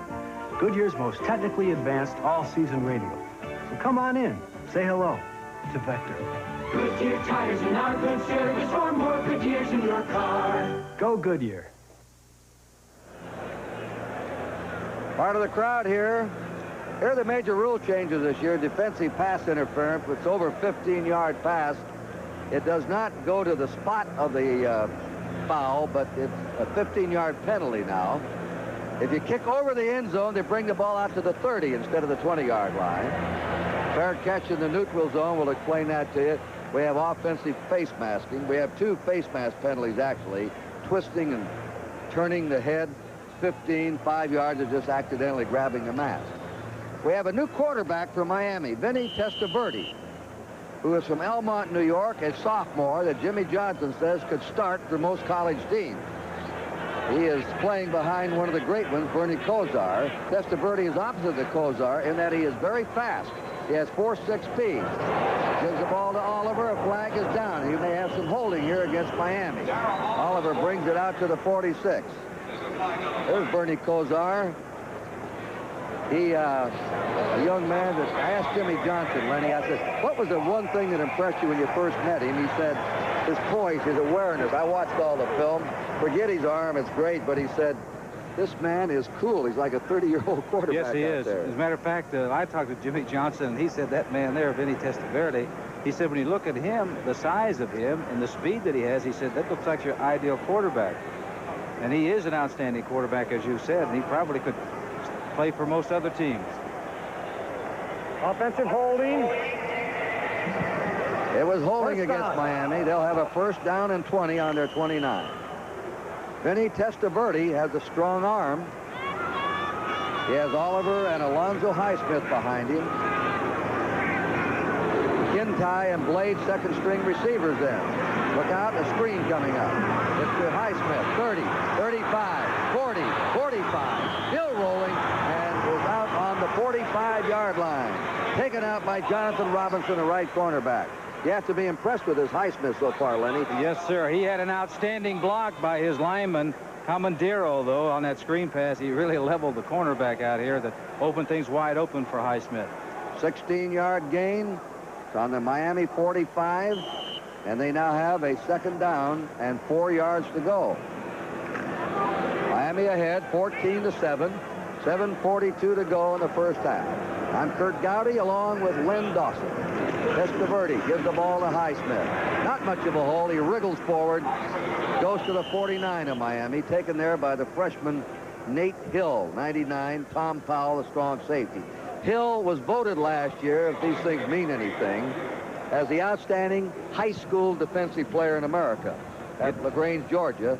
And all Pat Dye can tell you, all I know is I'm glad I've got him. Is one of our plums in our recruiting drive, and he's going to be a great Auburn lineman. Large enough, isn't he? Yeah, he weighs 265 pounds as a true freshman. He's still growing. Coming up at halftime, Len Dawson will take a look at some of the leading candidates for the 1984 Heisman Trophy. One of them is here tonight, Bo Jackson. Another one is here, the way he's played in the first half, Bernie Kosar, although he's only a sophomore. I think that's probably why maybe he hasn't been mentioned that much, because that he is a sophomore, but he is showing his skills this evening. We're in a situation that they were in before. They need just a few inches to make the first down. They've had trouble getting this, first Lenny. quarter, Kosar had a couple of quarterback sneaks and didn't make it. They may change up and let one of the backs run it now. 2 out of 5 in third down conversion, about average. 3rd and inches. Highsmith has a call. I don't know whether he made it. It's going to be very close. Greg Carr, Kevin Green. Greg Carr's a story. He's led the Auburn team in tackles the last 2 years. The linebacker, we have a player down. That's Alvin Ward, the right guard. Greg Carr from Birmingham. The top student in the engineering school at Auburn, and one of the 10 top students in the scholastic ranking at Auburn. And if you met this fellow, you'd say, gee, what an impressive young man. I've talked to him. You'll understand why he has all those. Alvin Ward, the right guard, Chicago, Illinois, down right now.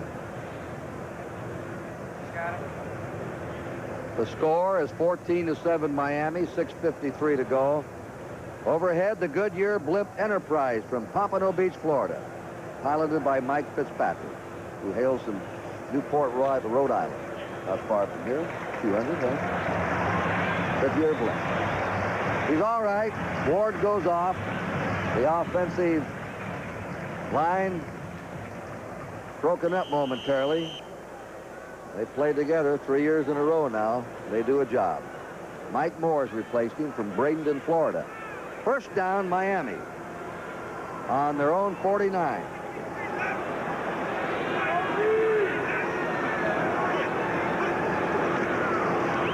Testaverde, a flag down. The catch is made to Oliver. They nearly had a player reaching over his shoulder and picking it off, David King. So we have 2 flags dropped. Let's listen. Illegal use of the hands. Offense. Miami's hurting itself now on offense. They've had a couple of holding penalties. This is illegal use of the hands. They're taping somebody over there. That's the guard, Alvin Ward, who was injured, went off the field. Starting right guard, Alvin Ward. War Eagle.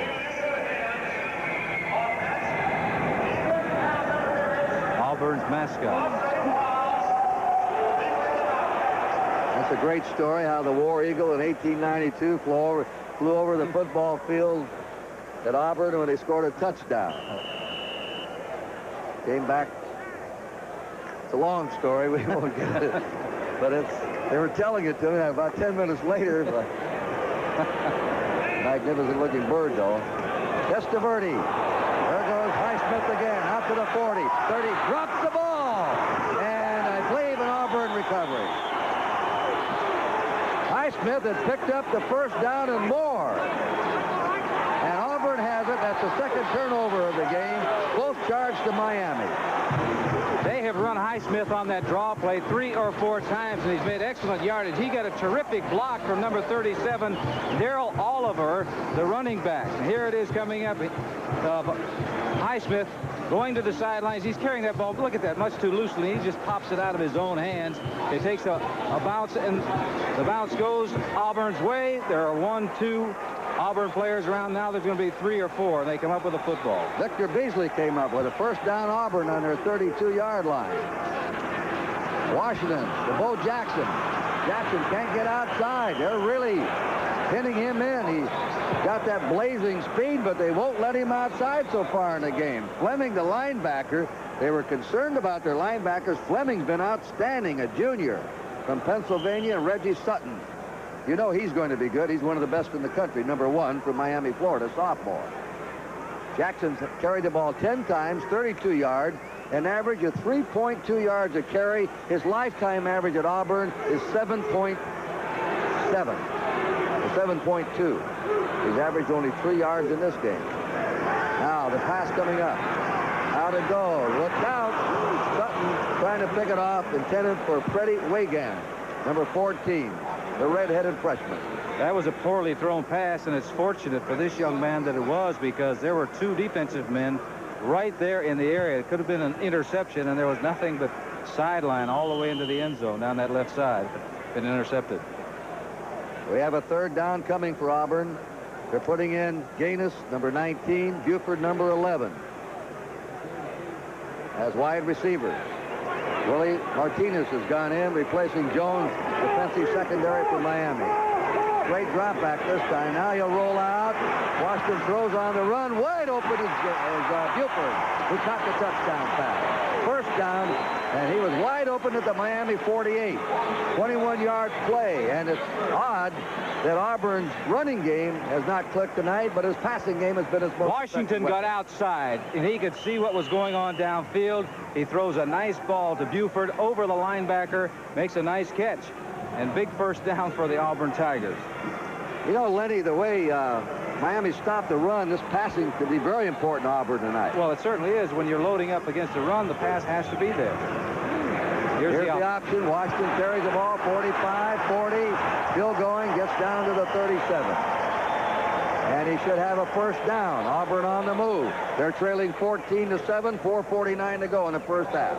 Reggie Sutton made the tackle for Miami. 11-yard carry by the quarterback, Pat Washington, who did not start the game. Mike Mann started from Sylacauga, Alabama. He was not effective, but they got Washington in there, and since then Auburn's been much better offensively.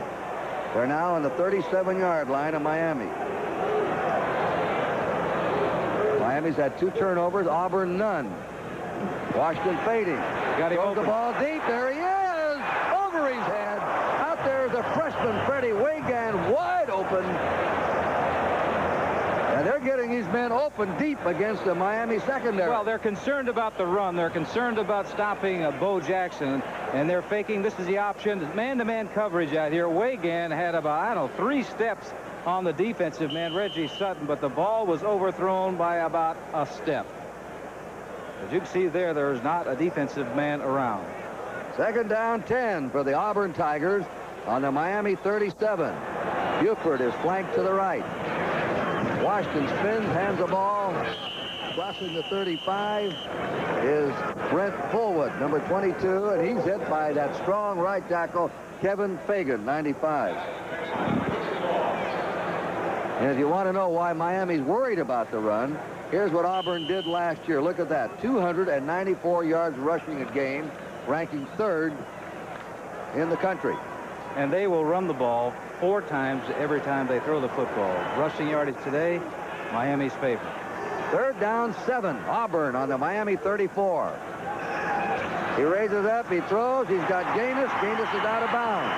Trey Gaines from Cairo, Georgia, a sophomore. Taken out by Reggie Sutton. And Auburn moving on to pass now. Again, has picked up a first down, a 10-yard toss.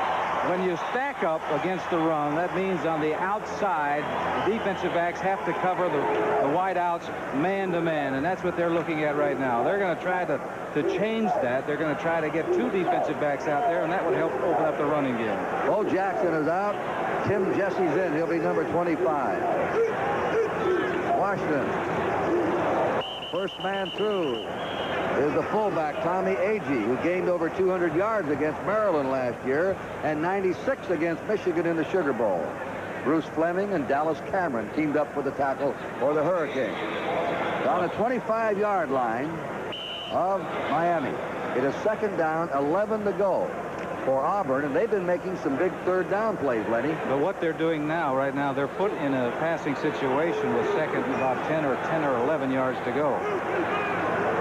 Jackson's back in. Hey, he's hit behind the line of scrimmage. Pat Washington is taken down by number 48, Joe Colbrand, the defensive end from Merritt Island, Florida. An outstanding play by that young man, the linebacker, or an end as they call it, but he knifes through, chases the quarterback down. No one picked him up from the backside.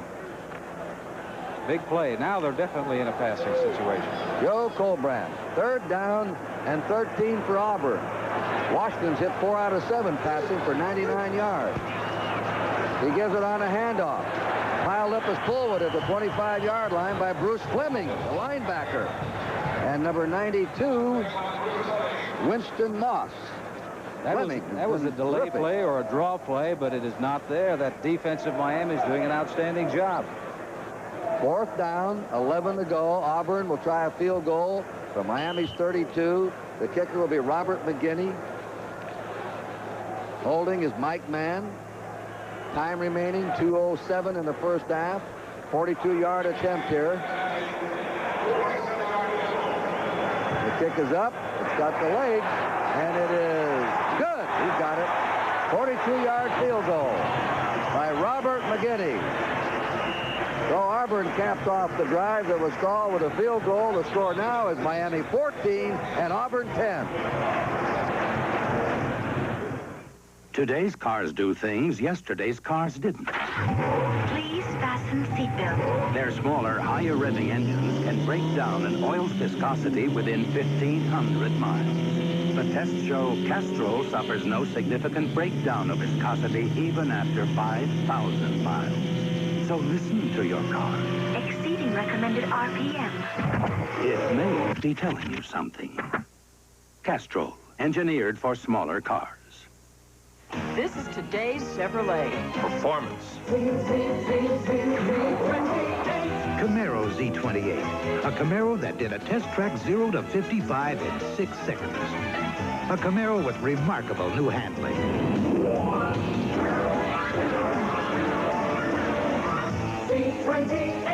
Camaro. More beauty and a lot more beast. Now that's a moving performance. That's today's Chevrolet. Auburn Tigers, well represented here tonight. The scoring drive, 11 plays, 68 yards. They were stalled and then kicked a field goal of 42 yards. 14-10, Miami ahead. We have a minute 56 to go. Robert McGinney will boot it off. There's Reggie Sutton to receive it late in the first half. I think Kozar will be back in at quarterback when Miami takes over. There's the high kick. Sutton. Oh, they got it out of there. They're in trouble. They're in real trouble. Eddie Brown sprinting it out to the 20. What looked like a disaster at the 1-yard line as they were doing a shuffling around handoff. Brown picked the ball up and alertly runs them out of trouble. He really did. He got them out of a jam because they're in the end zone. The ball pops out of the end zone. You see right there, he catches it, then steps back in. He realizes that and takes off and makes an outstanding run. Eddie Brown, number 40, we've been watching him in the first half because been catching the ball extremely well for Kozar. And it looks like Kozar's back in the ball game. He is. First down Miami on their 22. They're ahead 14-10. Now, with a minute 51 to go, do they sort of play it safe or do they keep throwing? Depends on what happens on this down. Draw play. That's one time they stopped Alonzo Smith, the fullback on the draw. Alex Duchok and Harold Hallman made the stop. Highsmith's been the top ground gainer, 81 yards in the first half. Alonzo Highsmith, sophomore. I don't look for them to take chances here with about a minute and 25 seconds to go. They were looking on that first play. If the draw play broke, then they would get into their 2-minute offense. But I look for them to try to run out the clock with a little over a minute to go. Down to a minute 15 in the first half. Well, he is going to throw. Sails it out of there. Shakespeare. And it's incomplete. Shakespeare claiming he was tripped from behind and run by the back judge. Jonathan Robinson was there with him. Shakespeare Spills has something to say about it. That's the second time he's questioned the judgment of the official. The other time was down in the end zone in the first quarter. They stopped this clock with a minute 9 to go now in the half. They were going for all of it. They were going to throw it. If Shakespeare didn't catch it, Kozar was going to throw it far enough so no one would catch it. Kozar is 12 for 20, 181 yards. Toss for 2 touchdowns. Third down. Kozar will throw again. Sets up a screen. And it's not going too far. Alonzo Highsmith is dragged down by Jim Bone and Greg Carr. Len Dawson at halftime takes a look at the leading candidates for the 1984 Heisman Trophy. And you're seeing one of them on the field, although he's not having an outstanding night. That's Bo Jackson. I think we're going to have to include that young man when the season is over. If he continues to perform the rest of the year like he's performing this evening, he definitely will be a candidate. Ray Gaines is a safety. This is the first punt of the game for Miami. Rick Tootin. Bad pass. Picks it up, and it'll be a safety. A safety. So Miami, instead of playing it safe through 2 passes, got into a punt formation with 56 seconds, and Auburn picked up 2 points on him. Tom Powell made the tackle on the bad snap there. That was not handled. Well, Miami just sort of gave them 2 points that time on the way they ran their series. It's a good thing that he took the ball and ran it into the end zone for 2 points and tried to get it out. It is high. It looks like maybe he could have had it, but it was a high snap. But he takes this ball. He knows he can't kick it. He's just going to run it in and out of the end zone, give them the 2 points rather than trying to kick the ball. But going back to the one play on third down, a screen pass, the Highsmith should have stayed in bounds. He's trying to make yardage. But he jumped out of bounds. It stopped the clock. Now with 56 6 seconds to go. They're going to kick it back to Auburn, and they'll have a couple of plays left in this first half. 14-12, Miami ahead. Auburn is a field goal could give them a lead somewhere along the line here. Plus, Miami does some further scoring. We'll have the free kick now from the 20-yard line. Rick Tootin, the punter, will do the kicking.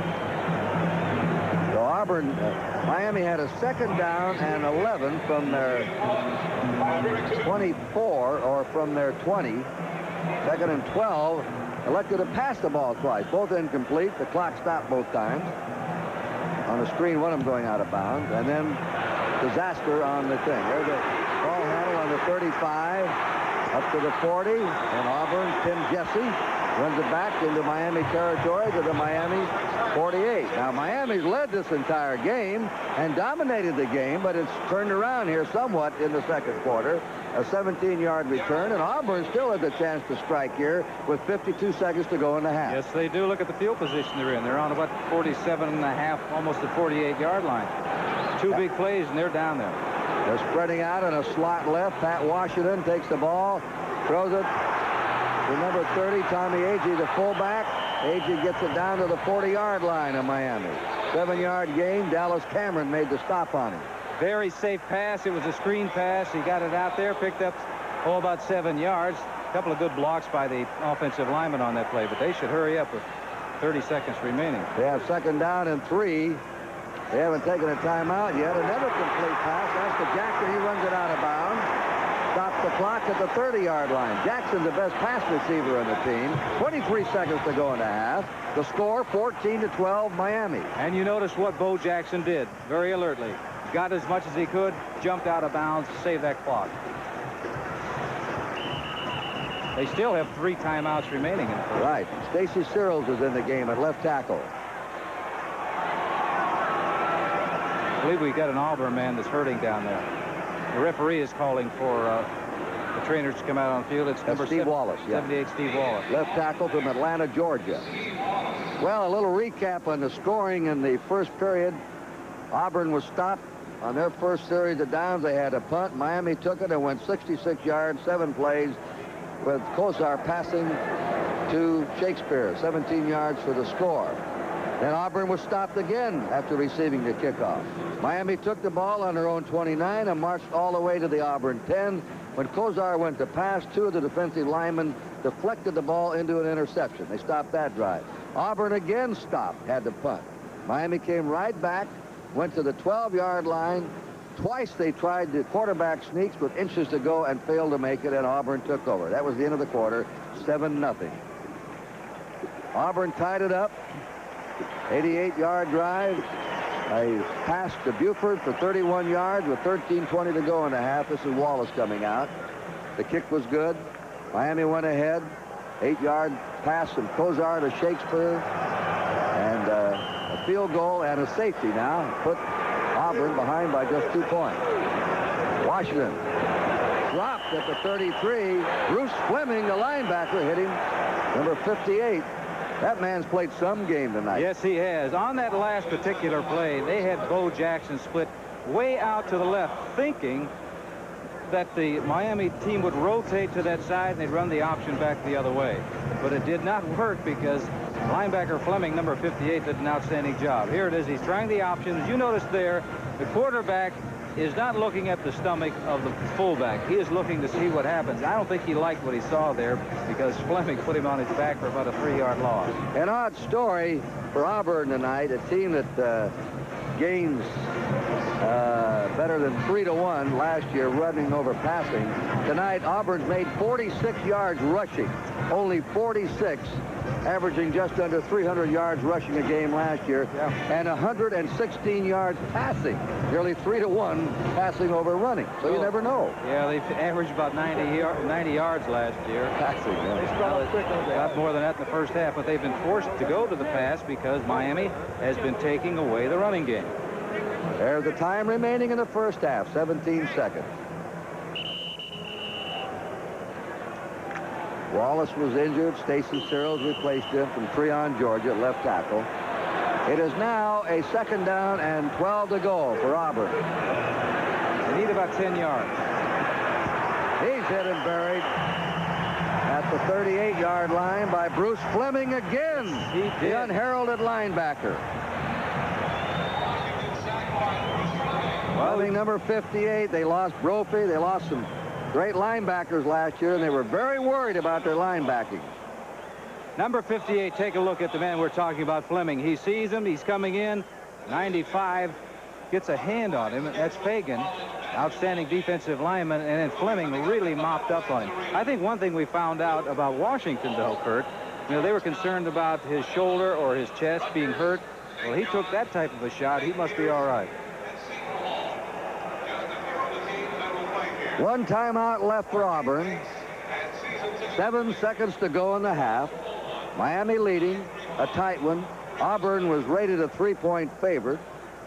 I don't know how you pick them here in August, but when you have a number 1 team coming back with 8 out of 11 offensive starters and a loaded Auburn team that would look like a dead even ball game, both have winning streaks. Auburn 10 in a row, Miami 11 in a row, and that's what we've had tonight. 2 wide receivers, Gaines and Buford. They're spread out and a slot. And Washington throws the ball. It is incomplete. Now there are 4 seconds to go. It'll be a 3rd down intended for Trey Gaines, Cairo, Georgia, the sophomore.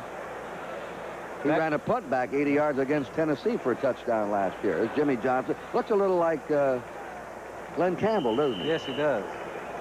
Quite a bridge player.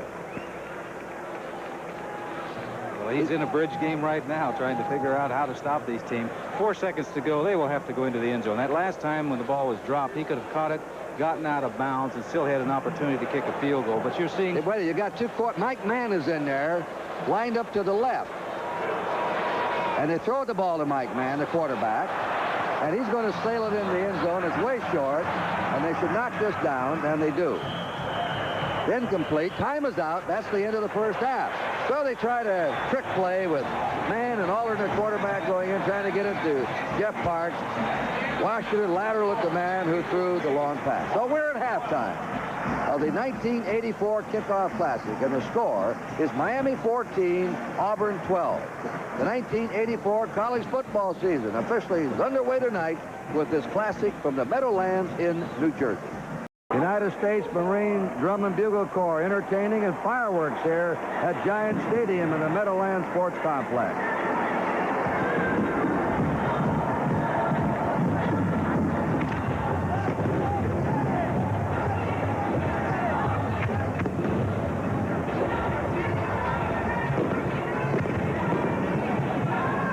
Check this off on Glenn.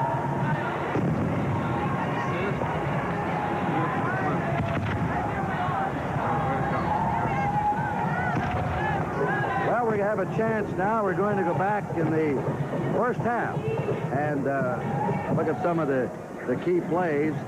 And repeating again, Miami took the ball in their opening drive, went right down the field to score. And then we have Auburn coming back. But let's just pick up the key plays. This first one is the touchdown pass to Stanley Shakespeare. Well, an outstanding catch by Shakespeare. And he was questioning, you know, the officials were saying whether he was in or not. But he makes the reception right there. He did have control of the football. I think maybe that's what he was considering. But that was the first score. And I'll watch this offensive line, Len. Well, it's a veteran offensive line, you know, and they really protect their quarterback. And they do it exceptionally well. They seal off the inside so that their quarterback, Kozar, is able to see and step toward the receiver and to get rid of the football.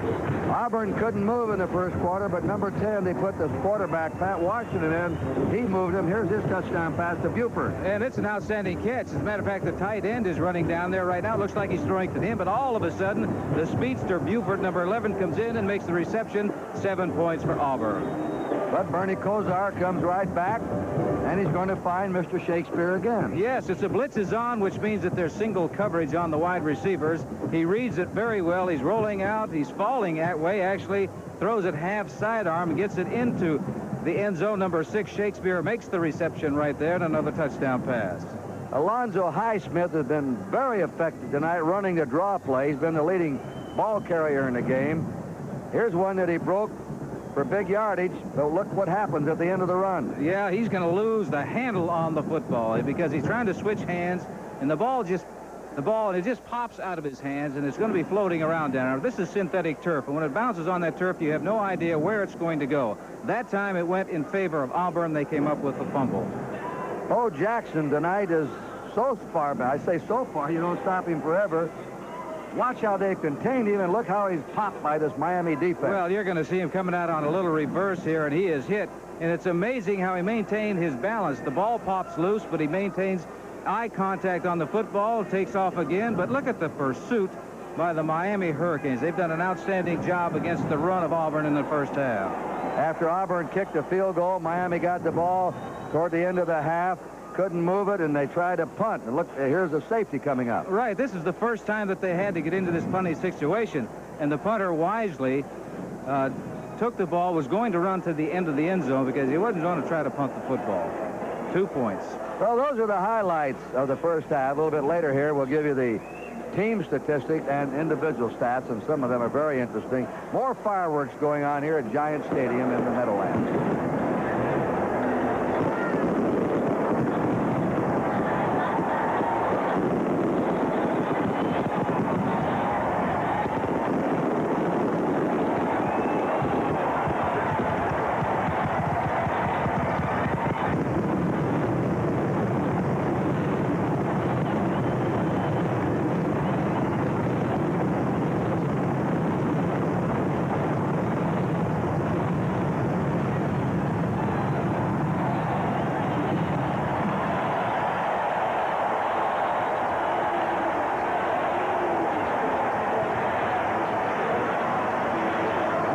Enjoying the fireworks there. Pleasant night, 73 degrees, and we're going to have the second half coming up very shortly here. Again, our score is Miami 14 and Auburn 12. You know, these are two of the leading football powers playing tonight, but these two schools, Auburn and Miami, are also leaders in the fields of public service and academics.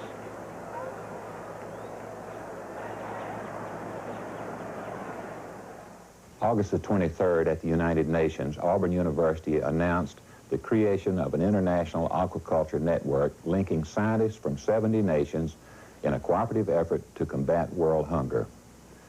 To meet the worldwide demand for protein, Auburn is helping developing nations and domestic producers to grow fish more efficiently. Through the International Aquaculture Network and other projects in research, instruction, and public service, Auburn University is making its presence felt throughout the world. This is the University of Miami. Florida is rapidly becoming a major focal point for international commerce, and the University of Miami is one of the youngest, yet it's the largest private university in the Southeast. The University of Miami has a lot to offer, with renowned programs in marine science, medicine and nursing, music, business, law and international studies, engineering and architecture, education, and the arts and sciences.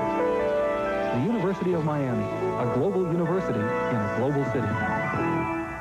Mr. Wills, you seem different lately. Really? Is that a new suit? No. Did you lose weight? New glasses. No new glasses. glasses. The best thing about Grecian formula is no one ever knows you're using it. Grecian's not a dye. It's a clear liquid that gradually brings your gray hair back to a natural-looking color. You shaved your mustache. I never had a mustache. I knew that. Grecian Formula 16, liquid and cream. There's no telling who uses it. Coming in September, Cap Sports presents the best in college football. In the South, you'll see the national champion Miami Hurricanes defend their crown against an awesome schedule. In the East, you'll watch powerful Independent, Pittsburgh, Boston College, and Syracuse battle for the Lambert Trophy and national honors. And in the Midwest, you'll follow the heated Big 8 Conference title race all season long. So this fall, look to Cat Sports for the very best in college football. Tonight's second half is brought to you by Budweiser, the king of beers. For all you do, this Bud's for you. And by Mercedes-Benz, engineered like no other car in the world. And by Ricoh Corporation, proud to be a sponsor of the Kickoff Classic. And by a company called TRW, where tomorrow is taking shape.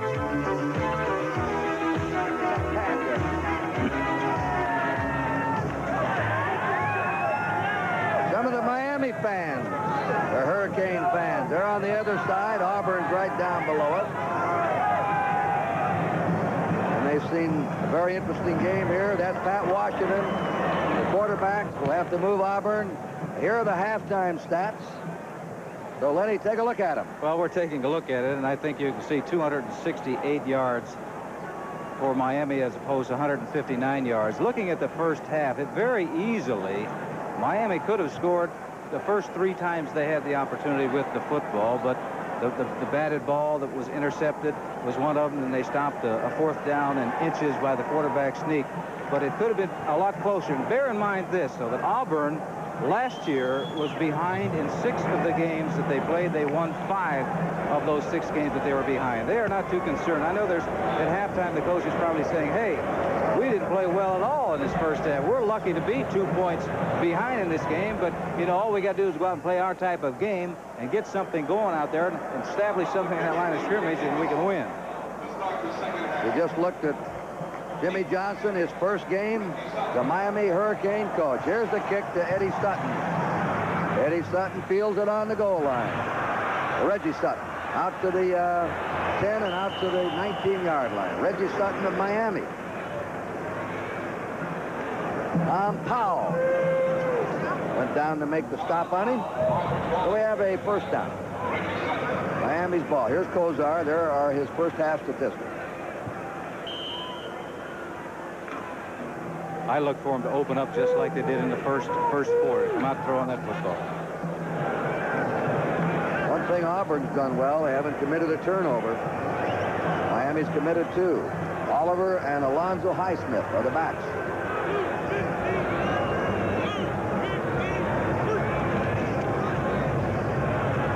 There goes Highsmith. Highsmith over the 25 to the 26. Tackled by Gerald Williams, the right tackle. Victor Beasley, the free safety. 10 attempts, 88 yards for Alonzo Highsmith. He is the leading rusher in this game. All-American Bo Jackson's carried 10 times for only 32 yards. The longest has been 13. Fullwood's had 4 for 4 yards. Highsmith has been the entire ground game for Miami. 2nd down 4 for the Hurricanes. Again, they go to Highsmith. Highsmith tries to power his way out, but gets to the 28, where he's stopped by the Auburn nose guard, Harold Hallman, the strongest player on the Auburn team, and John Daly, the right end. Now it's on the 28-yard line. You were mentioning Hallman. Not only is he strong, but he is extremely quick for a nose guard. He runs the 40 yards in about 4.6. Now, with strength and the quickness like that, make him a dangerous man out there. They get their wide receivers out, put 2 more tight ends in. They've had trouble here on short yardage converting into first down. Well, they got everybody stacked up, or Auburn does. That's Oliver, and Oliver tumbles over the 30 and has the first down. David King, the left corner of Auburn, made the hit on him. Way to go, Ian! I look for one of these times in the 3rd down situation that man, Jimmy Johnson, is going to tell Kozar, hey, let's throw a play pass and see if we can get by everybody and get 6. That was Bart Starr's old play with the Green Bay Packers. It's all quarterbacks' plays. Sure, yeah, I guess. The coaches won't let them call it, though. First down, Miami on their 30. Miami leading 14-12. We've just opened the 2nd half. They stick right on the ground. Highsmith to the 35, 37. Flags are down. Penalties in the first half. Miami was penalized 5 times for 45 yards. Auburn 3 times for 35. That's holding. That's the 3rd holding penalty, offensive holding against Miami in the game. Pass receiving, Eddie Brown has 4. Shakespeare has 3. Brown, 62 yards. Shakespeare's got 2 touchdowns. Wagan has 1, and Buford has 2 for Auburn. One of the stories of the first half has been the punting. Colbert of Auburn, 4 punts for 45 yards a punt. Tootin' 1 punt for 45 yards for Miami. Holding, offense, first down. Tom Thammer, the referee. The officials are from the ECAC for this kickoff classic tonight. Now the ball's on the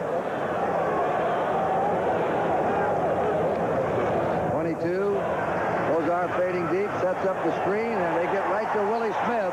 That's Tom Powell, the strong safety, number 9. He smelled that one out. Yes, he did. His man was the tight end. Had he blitzed, which he has been doing, he did it in the first half. He went on a blitz, and they were anticipating he would come and just dump that screen pass over to the tight end, number 84, Smith. But number 9 is right there. Makes a good stop. No gain. Ball's on the 19 of Miami. Second down, 21 yards to go.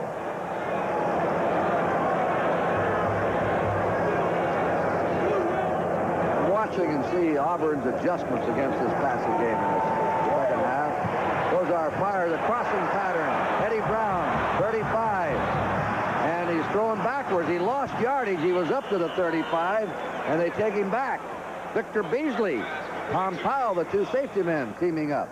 A 14-yard gain, and they're going to spot the ball at the 34 of Miami. I think that Eddie Brown would like to have this run over with because he should have cut upfield. It's a good catch. Once again, catching it in his hands. Right there, he should have cut straight upfield, but he tries to go around the defensive players there. But they're looking 1, 2, 3, 4 of the Auburn players there. Third down. 6 to go. Kozar, look out, danger. Oh, 54. Greg Carr could have grabbed that one off the linebacker. He was covering Alonzo Highsmith. Greg Carr, number 54, says, "Top gun, I should have had that." Yes, and also I think that Kozar would like to have it back because this is the first time that I think the decision to throw to a man that's well covered was a poor one. And he's very lucky. The Carr, the All-American candidate at linebacker, didn't come up with a football. Ray Gaines is the safety man. There's Greg Carr, top student at Auburn. Rick Tootin to do the punting. They've got 9 men up front, but they're peeling back to return it. Low kick, this could be returned. Gaines takes it on the 20. Steps up to the 25. Out of bounds he goes, along his 28, 29-yard line. 46-yard punt and a 9-yard return. Excellent college punting here tonight. So we're going to take a time now with a score of the University of Miami 14 and Auburn University 12. This Bud's for everyone who keeps things rolling in the mighty Mississippi. Breakaway barge, please respond. Get him. We're right below here and we all the way out. I'll come around on the port side and bumper there.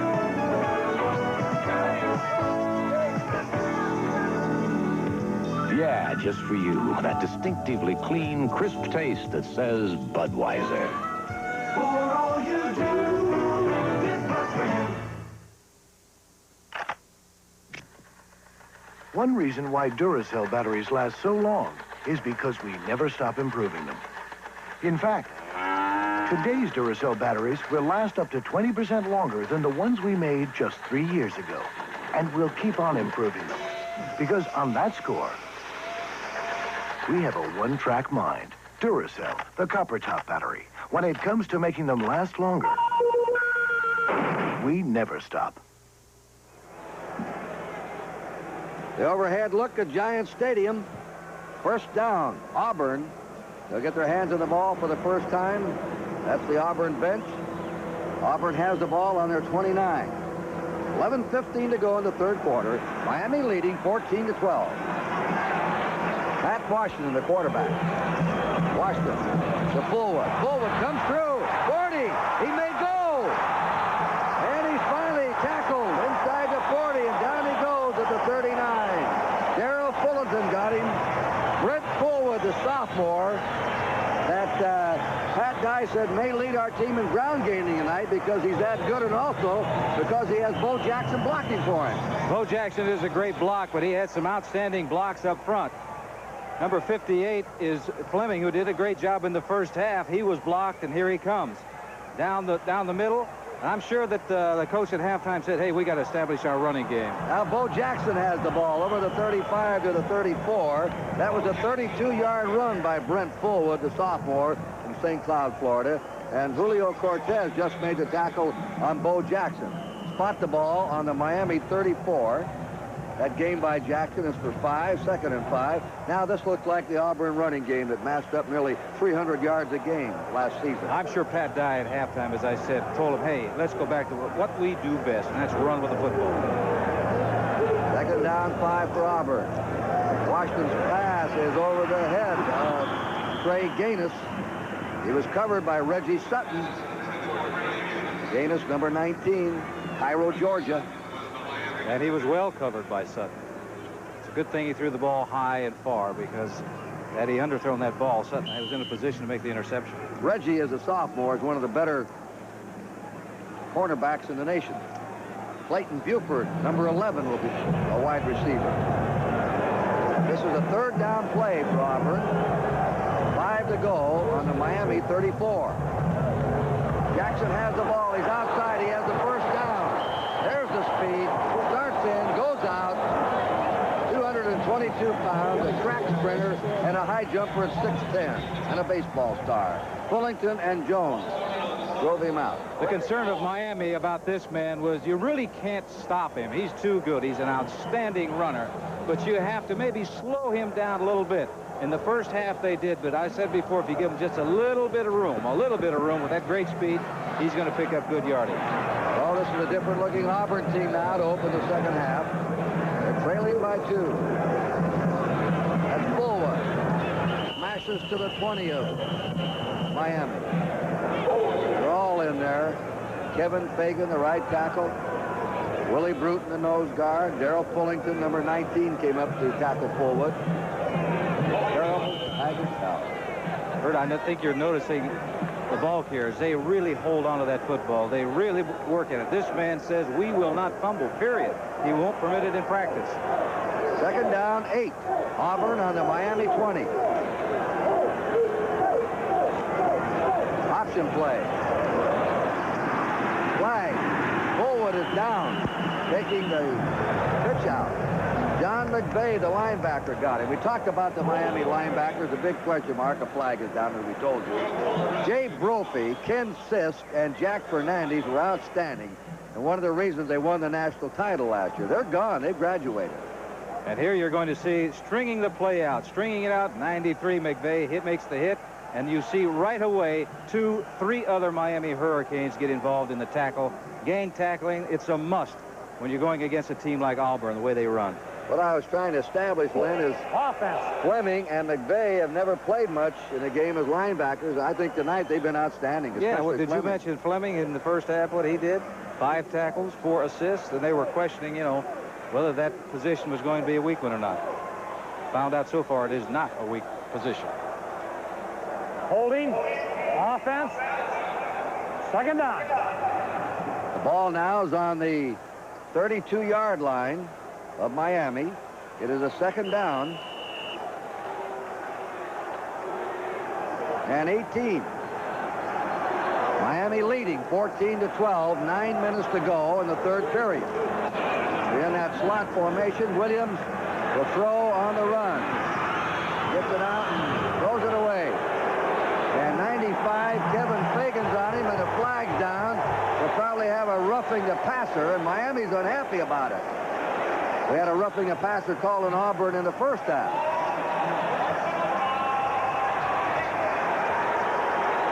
You can see by the coaches on the Miami side that they're really upset about that. That was not an intentional type of a foul by this young man, 93.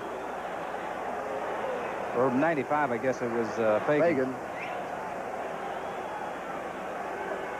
He's the top defensive player in that front 5.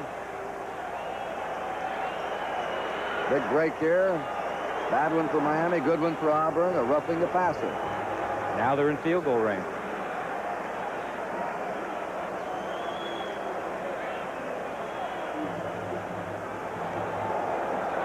Dead ball, personal foul, defense, 3rd down. We'll take a look at this. Here it is, Washington throwing. The ball is thrown. He's just throwing the ball out of the ballpark, saving the loss of yardage. But we really couldn't see there whether, what happened. It happened after that. They put the ball on the 17-yard line of Miami. It is 3rd down, 4 to go. 2 wide receivers in the game as they spread out. Auburn gives it to Fullwood. Fullwood is banged up at the 13-yard line. Brent Fullwood hit again by Kevin Fagan. Jimmy Johnson says one of the strongest players he's ever coached. He just coached him in preseason, that's all. He's already terribly impressed by It's him. amazing today what college players are doing in the weight rooms and how much strength that they are acquiring and how much weight that they acquire. They'll build a person up 20 pounds from one season to the next, and it's all muscle. Well, we're going to have an official measurement in rushing. Auburn had 43 yards in the first half. They already have 53 yards in the third quarter. That's the old Auburn style. Well, they need a couple of inches. They have a 4th down in inches. Miami in the first half on the Auburn 12 had a 4th in inches and failed to make it. They get 2 tight ends in there, and I believe they'll go for it, Lane. Oh, yes. They got to figure with their offensive line and with their backs, they can pick up at least 3 or 4 inches. Oh, it's A.G. Fullwood and Jackson. They have it. Fullwood dives to the 11-yard line. Brett Fullwood. Bruce Fleming again on the stop at the linebacking position for Miami. First down, Auburn on the Miami 11. That was not an option. That was just a power play to the right. He pitches it to the back right away. The other backs are coming out making a block. 34 is Bo Jackson kicking the man out up and over the top on the first down, and they are in excellent field position. 1st and 10 on about the 10.5-yard line. This is where Miami had him in the first half, failing to score from the 10 and the 12. So let's see how Auburn does. And we have maybe a legal procedure here. Quick start. Brent Fullwood, the man that got the call. But there was a lot of movement there in that offensive line. The right side of the offensive line for Auburn did move before the snap. Dead ball, illegal procedure, offense. Moves the ball to the Miami 16, makes it 1st down and 15 yards to go. 8:10 to go in the third quarter. Jimmy Johnson has been an assistant coach, Wichita State, Pittsburgh, Oklahoma, Iowa State. Illegal procedure. Arkansas. Offense. He earned his way. First down. So they got a head coaching job. And Pat Dye, 6 years, was Bear Bryant's assistant at Alabama. Both of them very successful. Both coaches. On first down, he pitches to Brent Fullwood, who's getting the ball more tonight than Bo Jackson. Bo Jackson just made a very nice block because the defensive man was coming in after the ball carrier, and he put a lot of leather. I heard it all the way up here, the hit that he made. 2-yard gain, 2nd down, 13. Incidentally, our deepest sympathy to the children. Mary Harmon Bryant, Bear Bryant's widow, who passed away yesterday. Great lady. Her husband used to say the big reason for his football coaching success. The option, fumble. Jackson has it at the 19. Pat Dye said he has the best hand-eye coordination he's ever seen. That's an example of it, how loose balls popping up in the air, those quick hands go out there and snare them. That's the second time. You may recall in the first half when he really got popped out there, the ball popped loose and he got a hold of it. And here it is, the option play at its best. Coming down the line, pitches it out, and he could have had some excellent running room because you can see the back made an excellent block on the cornerback and put him to the ground. Loss of 5. Julio Cortez was right on him.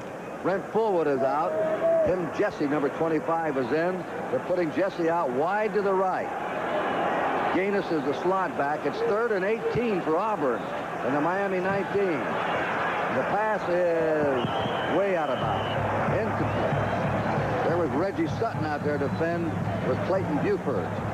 4th down and 18.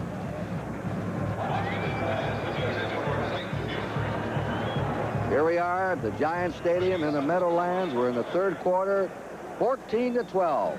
Defending national champion Miami against the number 3 ranked team last year, Auburn. Auburn's already been picked for number 1 this year. Miami number 2 on one poll, number 10 in another. 36-yard attempt. Again, he kicked a 42-yarder in the first half. This could put Auburn ahead of good.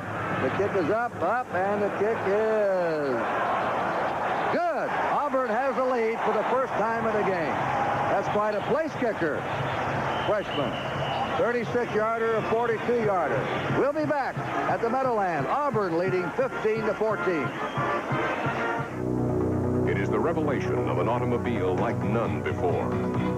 The Mercedes-Benz 190 class. Surprisingly trim and lean and fast.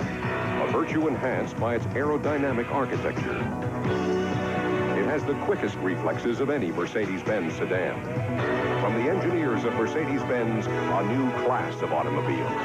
The Mercedes-Benz 190 class.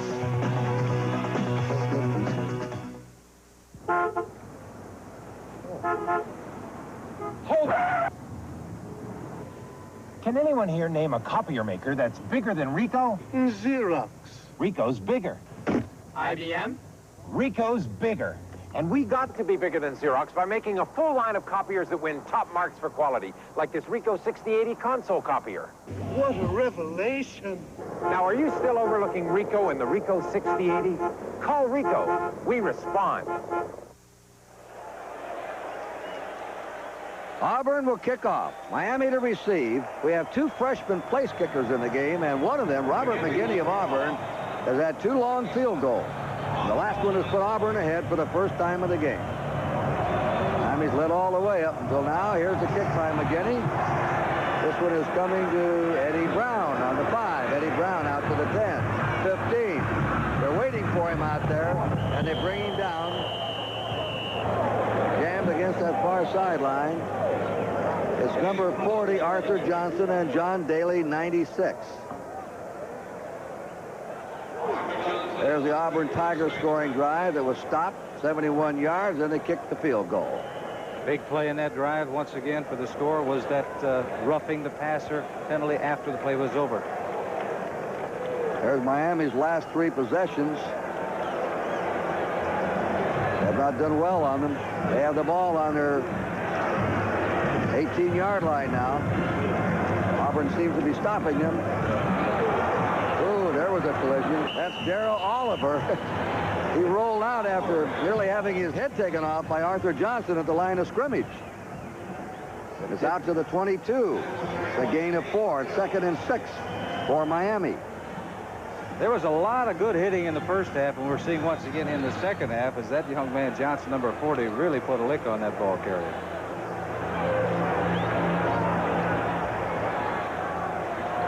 Second down 6. Hurricanes on their 22. They got to start throwing. That's where they had their success.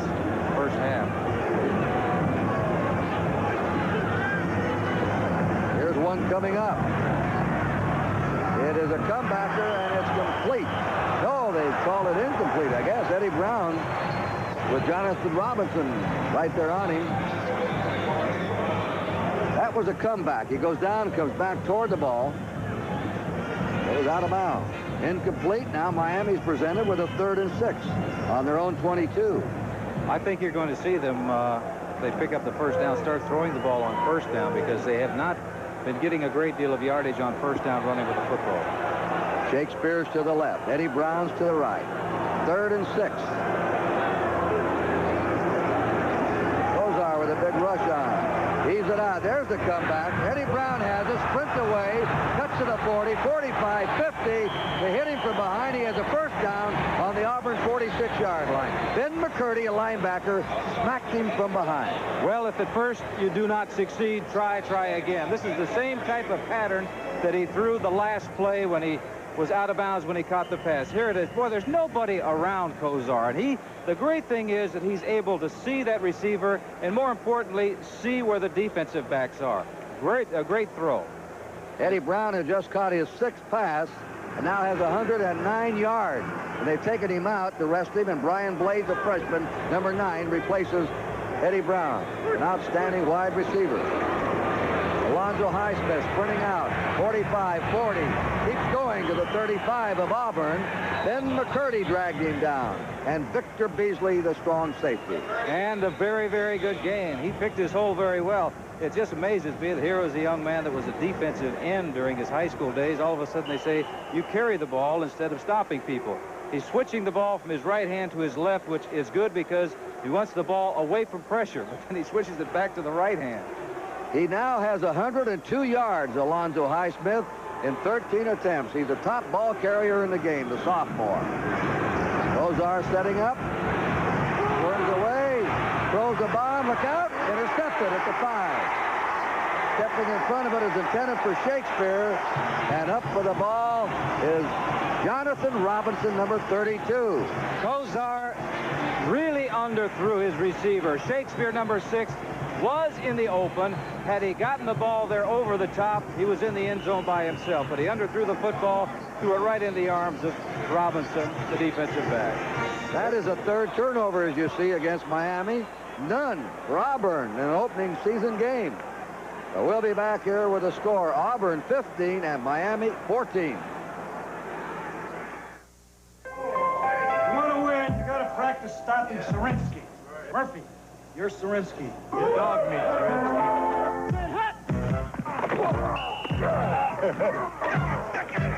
You guys getting the hang of this? Bring out your best. Your best deserves the best. Bud Light. The less filling light beer with a first name and taste. Sarinsky's got some moves, huh? There you go. Son, we're really proud of you getting into college. And the orthodontist said my braces would be off in just 6 months.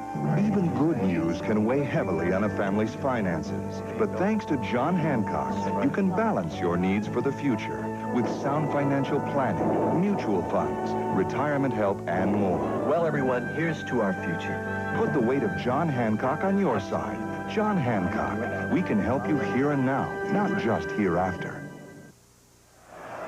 Auburn just short of their 5-yard line, but they stopped another Miami threat. Auburn leading 15-14, 4:25 to go in the third quarter. Matt Washington did not play the first quarter. He'd been injured in preseason. Here he comes on the option. They ride him down on the 7-yard line. Number 28 and 48, Colbrand.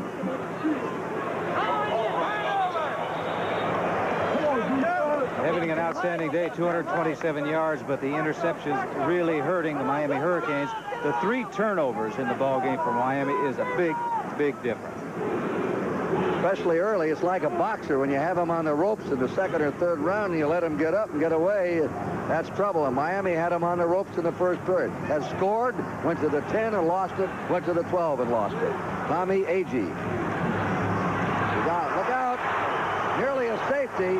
Bursting in there with Joe Colbrand again, number 48, tackling Washington at the 1-yard line, and nearly got him in the end zone. Washington did an outstanding job of getting back in the field of play. Otherwise, it would have been a 2-point play. Here he's hit in the end zone. Right there, his feet are in. He fights his way back into the field of play, saving the 2 points. Here it is right here. You're seeing what the quarterback is seeing. Right there, bang. Colbrand hits him. He fights back to the field of play. They're not in very good position right now. 3rd and 13 on the 1 or 2 yard line. Putting Bo Jackson out just a little bit to the right. There he is halfway facing the line. He's going down. Running with the ball is Fullwood. They tackle him at the 8-yard line. Colbrand again. Number 93 is in there on him. John McVay, the linebacker. And Auburn now must punt out of their own end zone. And once again, for the Miami Hurricanes, they should get the ball in excellent field position. Pat Dye. Do you think coaches get nervous on the sidelines? And they say they enjoy it so much. Well, this fella has been nervous. Number 5, Lewis Colbert. He's averaged 45 yards a punt tonight in 5 kicks. Outstanding. Matt Moat is snapping to him. Eddie Brown's at the 50-yard line.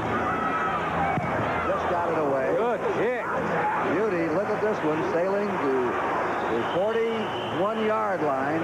Eddie Brown caught it. This Colbert has kicked this ball out of the stadium tonight. A 50-yard pressure punt from the end zone and no return. Back to action in a minute. It's Auburn 15, Miami 14. The Mercedes-Benz dynasty of 3-liter automobiles. World champion race cars, classic sports cars, elegant personal cars. Now, Mercedes-Benz gives you 3-liter performance in this car, the 300D turbo diesel sedan. 3 liters of power so far beyond the ordinary that it outperforms every other diesel in America, if not the world. the 300D Turbo Diesel. But Dynasty lives on. Flight 29, Have a good trip. My wallet's gone. What? Check your bags? No, wait. No, it's I'll take the cab. Let's move it! No, it's not here. money, our traveler's check. Traveler's checks? You can get a refund at the American Express machine inside. No, we can't. Sure, it's next to the... No, they weren't American Express. Gee, I'm sorry, folks. Remember, American Express can give refunds at traveler's check machines in most major U.S. airports. Don't leave home without them. Blimp shot of Giant Stadium. Tonight's attendance, 51,131. Last year, it was over 70,000 for Penn State and Nebraska. And here is Auburn University. Oh, Miami, is it? First down, Miami, on their own 41, trailing by a point. Those are the quarterback. He's firing deep to Brown. Brown has it deflected away. Double coverage again by Jonathan Robinson and Nat Caesar.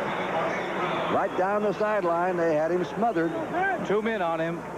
That time on first down, Kozar decided, well, he's going to put the ball up in the air because they really hadn't been gaining a lot of yardage on first down. They were putting themselves in a position where they gained 1 yard or 2 yards. Second down situation is a passing situation anyway, so he went up top, trying to get the quick 6 points. 4.5 seconds, he runs the 40, Eddie Brown. He's had 6 passes tonight for over 100 yards. One thing that will do, that'll keep those defensive backs loose. And they sack him for the first time, and the flag is down. First time they reached Bernie Kozar tonight. Gerald Robinson and the freshman Nate Hill of LaGrange, Georgia. And we may have a face mask on this. There are 2 face mask penalties, one of 5 and one of 15. Kurt, it's only the second time that I can recall that they really put pressure on him. That's the first sack, but the other time they put pressure on him, the ball was batted up in the air and they came up with an interception. They got that pressure from up the middle. This is a 5-yard face mask. Face mask, defense, 5-yard incidental contact. Second down. That's what they call the incidental contact. You just sort of grab them, but don't do the bulldog job on them. Don't do any twisting and turning. Second down, 5 to go. Kozar out it goes. Highsmith has a first down and is rolled out of bounds in Auburn territory of the Auburn 41 by Greg Carr, who pursued him laterally across the field. Yes, Greg Carr was trying to handle him man for man, and that's a mismatch that you're looking for offensively. Getting the ball out to that fullback, Highsmith, in a hurry. Let him catch the ball and make the turn upfield. Funny, they've had him isolated a couple times now on car number 54, the fullback. That's what they're trying to do. If he's not open, you can always just throw it away. First down. Miami on the Auburn 41. Auburn leading 15-14.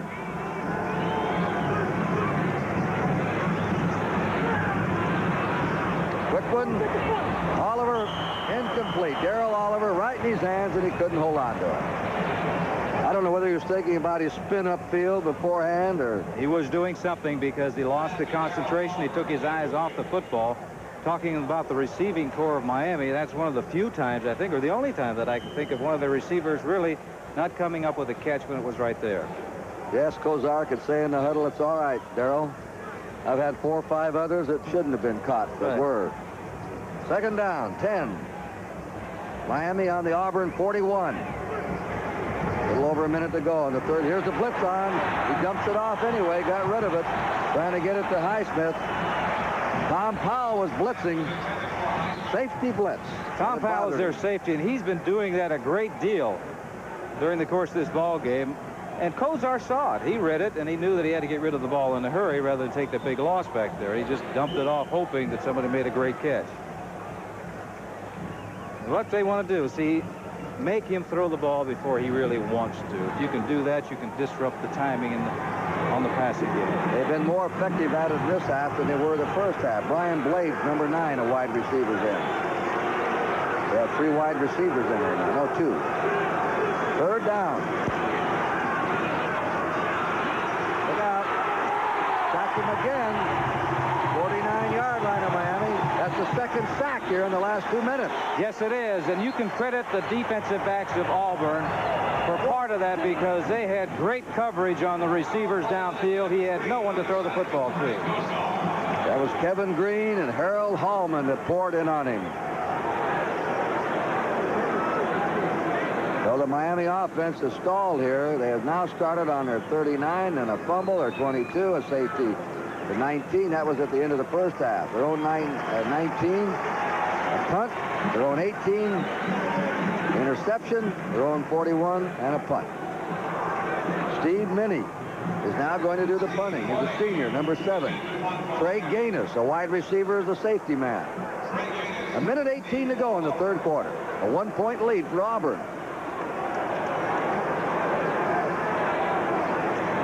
Look at that, 10 men up front. And they're going after him. Well, they just got it away. Fair catch. Gaines takes it on his 21-yard line. Auburn takes over. A minute to go in the third quarter, and the score is Auburn 15, Miami 14. You may get copies made outside your office because you think you can't afford a copier. Well, the truth is you can't afford not to own one. Because now there's the surprisingly inexpensive Sharp Z60 mini copier. It's simple to maintain, a cinch to operate, and delivers plain paper copies in a variety of colors. So get the inexpensive Sharp Z60. You don't know what you've been missing. The Sharp Z60. From sharp minds come sharp products. It was moving day. Things were going great. Until the moving truck died at the toll booth gate. The troopers were glaring. Tempers were flaring. Why are you swearing? What's more, it started to pour. The tow truck came and we gave a cheer. Then the couch slid out the rear. Now I know rider trucks are newer. They're tougher, they're strong. And driving a bargain sure didn't pay. So next time I'll think this way. It's rider or it's wrong. Live from Giant Stadium, the second kickoff classic. Auburn is leading Miami 15-14. A little over a minute to go in the third quarter. And you're looking down from our Goodyear Blimp Enterprise from Pompano Beach, Florida. Been giving you the beautiful overhead shots tonight. I'm Kurt Gowdy along with Len Dawson. And we're watching Auburn. Scored the only points of this third quarter, a field goal that put them in the lead. First down from their 21. Washington to Jackson. Jackson bangs it out to the 24, 25-yard line. He's been pretty well throttled tonight. Yes, he has. They've done an excellent job on that man, Bo Jackson, who last year averaged over 7 yards per carry. He now has 14, Lenny, for 47 yards tonight. That's one of his lowest figures in 3/4 of a game in the last year and a half. I think people can see the type of explosion he has. If he gets any room at all, he can move in a hurry. Well, he broke 2 long ones against Alabama. Pops out of his hands, and they go for it.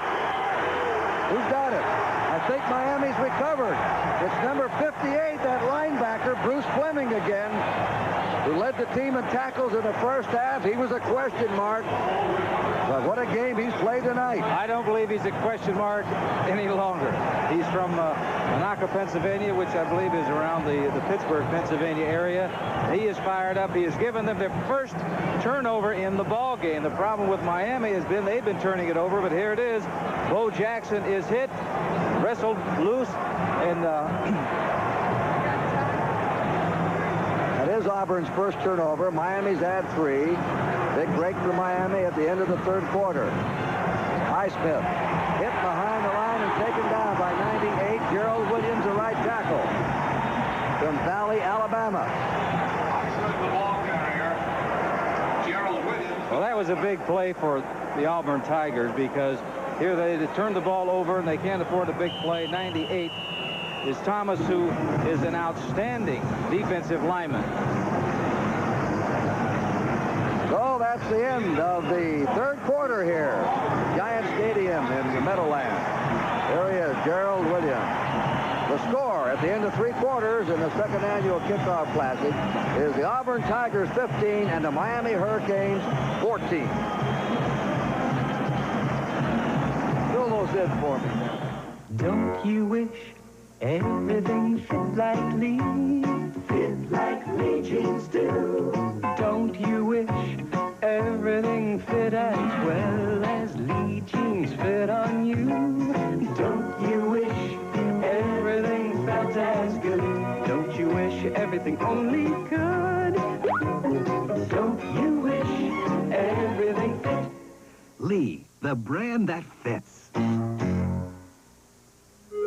First, someone gets an idea. Then someone else may look at it differently. Even add a thought or two. Technology from a company called TRW helps ideas get around. Because getting an idea from one place to another is as important as getting an idea. Tomorrow is taking shape at a company called TRW. Cat Sports is presenting the second annual Kickoff Classic. The 4th quarter will get underway following this word from your local station. Burger King asks, does a burger fixed to your taste really whet your... Would extra mayo and no ketchup really hit the... Does the thought of no onion but double the pickle make your mouth... Would a burger with lettuce and tomato make your taste buds... Don't you think you should have your burger your way? Then come to Burger King. Go someplace else and you're probably missing the... The world's most popular television series is coming this fall to Channel 44. 5 days a week, the Ewings of Dallas run a wealthy, powerful, oil-rich empire beyond imagination. Dallas, a family in conflict manipulated by J.R. Ewing.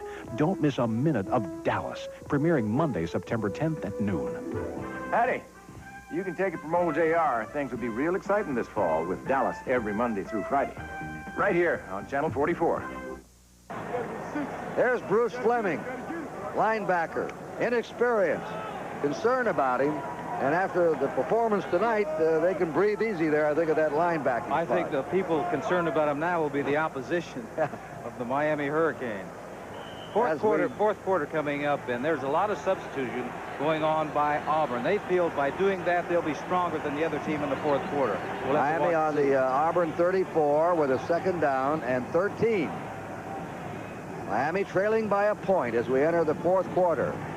Those are short one. The tight end, Willie Smith, is hit at the 29. Good catch. Boy, he got nailed just as he caught that football. See, he failed it.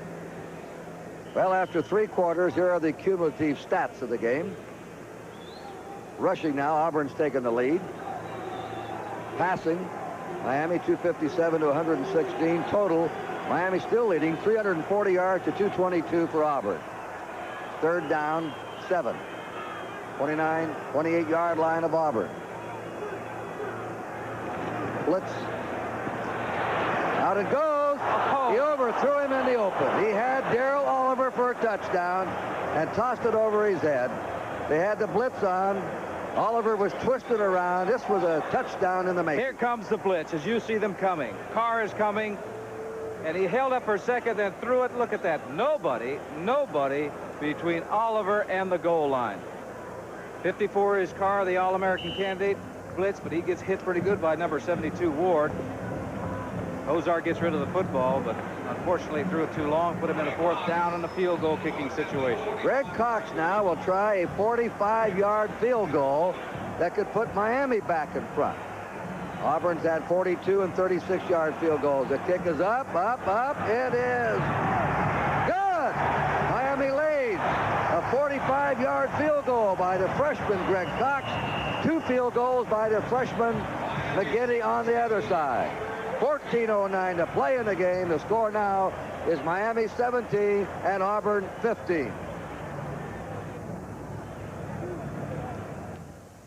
Mercedes-Benz announces a significant new safety system.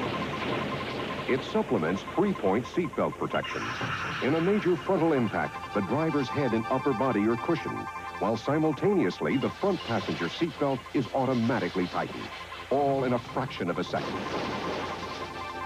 It is SRS, the Mercedes-Benz Supplemental Restraint System, and you can order it in selected 1984 Mercedes-Benz models.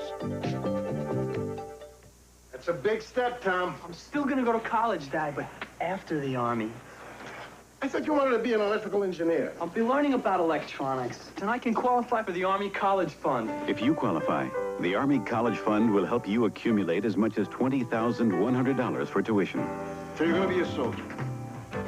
Be all that you can be. And an engineer. You can do it. Be a good one. In the Army. Well, Pat Dye and his coaching staff along the sideline. Incidentally, on that staff, the line coach, Wayne Hall, his father, Robert, recovering from surgery, watching this game in the Duke University Medical Center in Durham, North Carolina. Fumble around by Fullwood. Fullwood finds the crack, though, comes out, 25, and then stumbled. Nothing but air there, and he lost his footing, but he got it out of there. Looked like he was going to be pinned back at the 10, ran it out, found the crack, fell over his own feet. Yes, and he would have had, I think, at least 10 or 15 more yards had he not slipped. Here it is. Auburn has terrific speed, team speed, particularly with the backs, and here it is right here.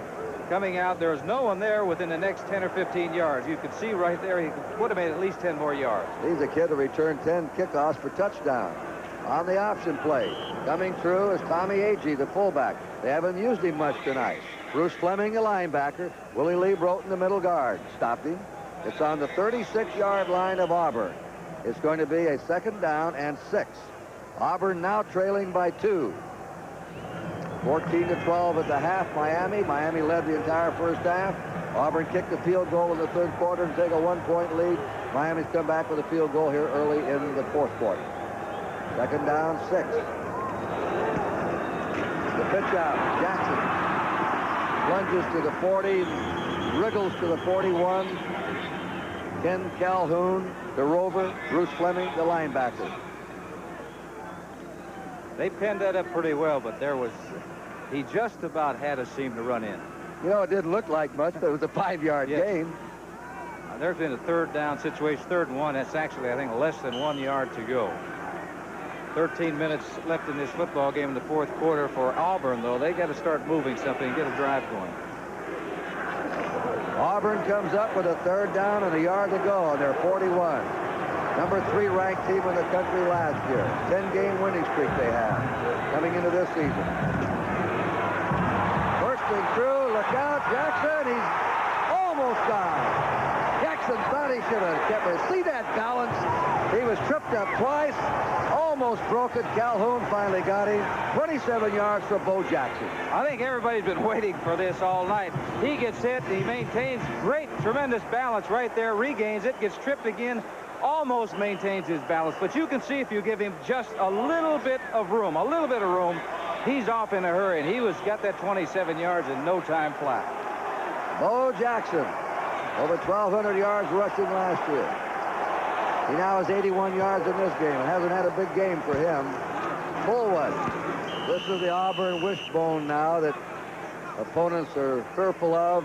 Winston Moss and Kevin Fagan got him down.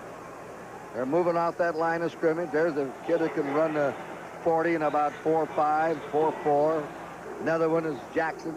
Tremendous speed, those two. And a power man up the middle of Tommy Agee. Agee runs a 4.3 or 4.40, so they all can really fly. 2nd down, 8. Auburn on the Miami 29.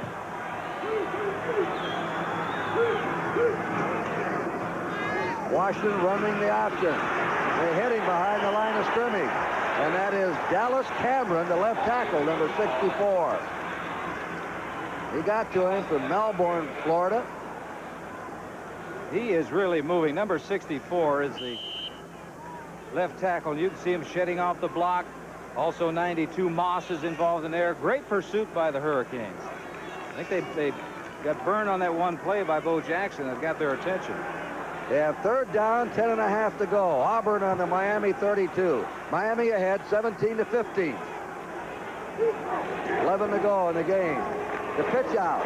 Jackson stopped at the 27 or 8 yard line by Bruce Fleming, the linebacker, and by Greg Jones, the quick corner.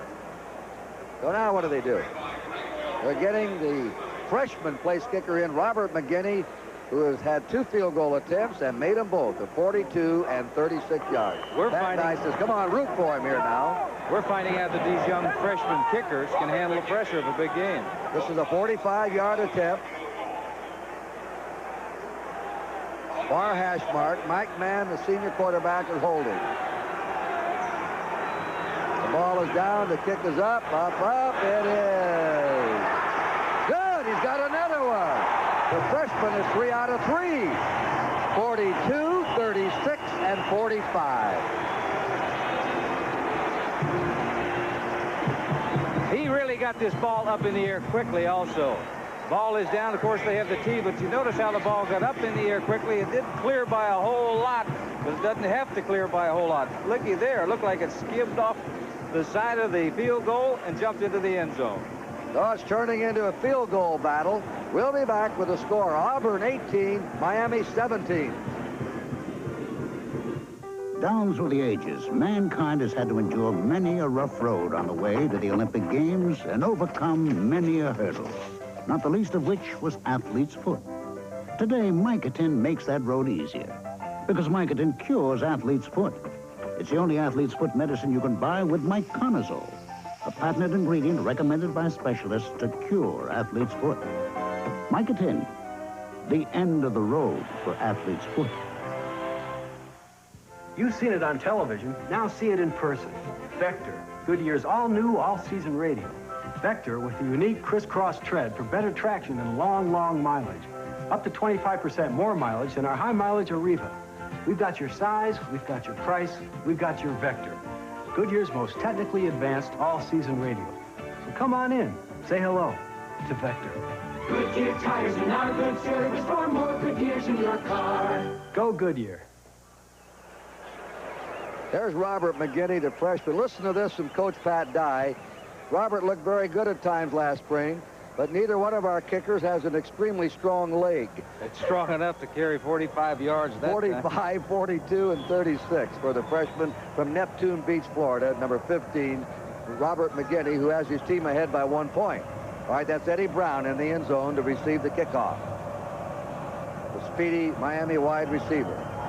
We still have 10-17 to go in this game. The second annual kickoff classic has been as advertised, close and tough. The kick. Brown runs up on it. Fields it on the 2. Comes out to the 10. Gets to the 15. And that's all.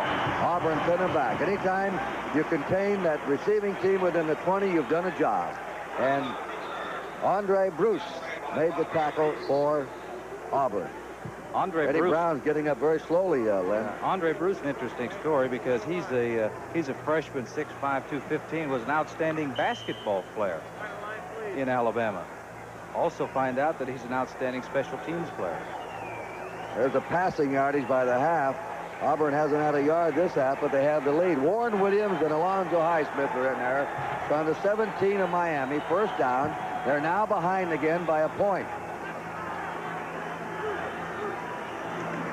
Ernie Kozar out to Brown. He's out of bounds on the 22-yard line. That's the 7th catch for Eddie Brown in this game. John Daly drove him out. First down situation once again.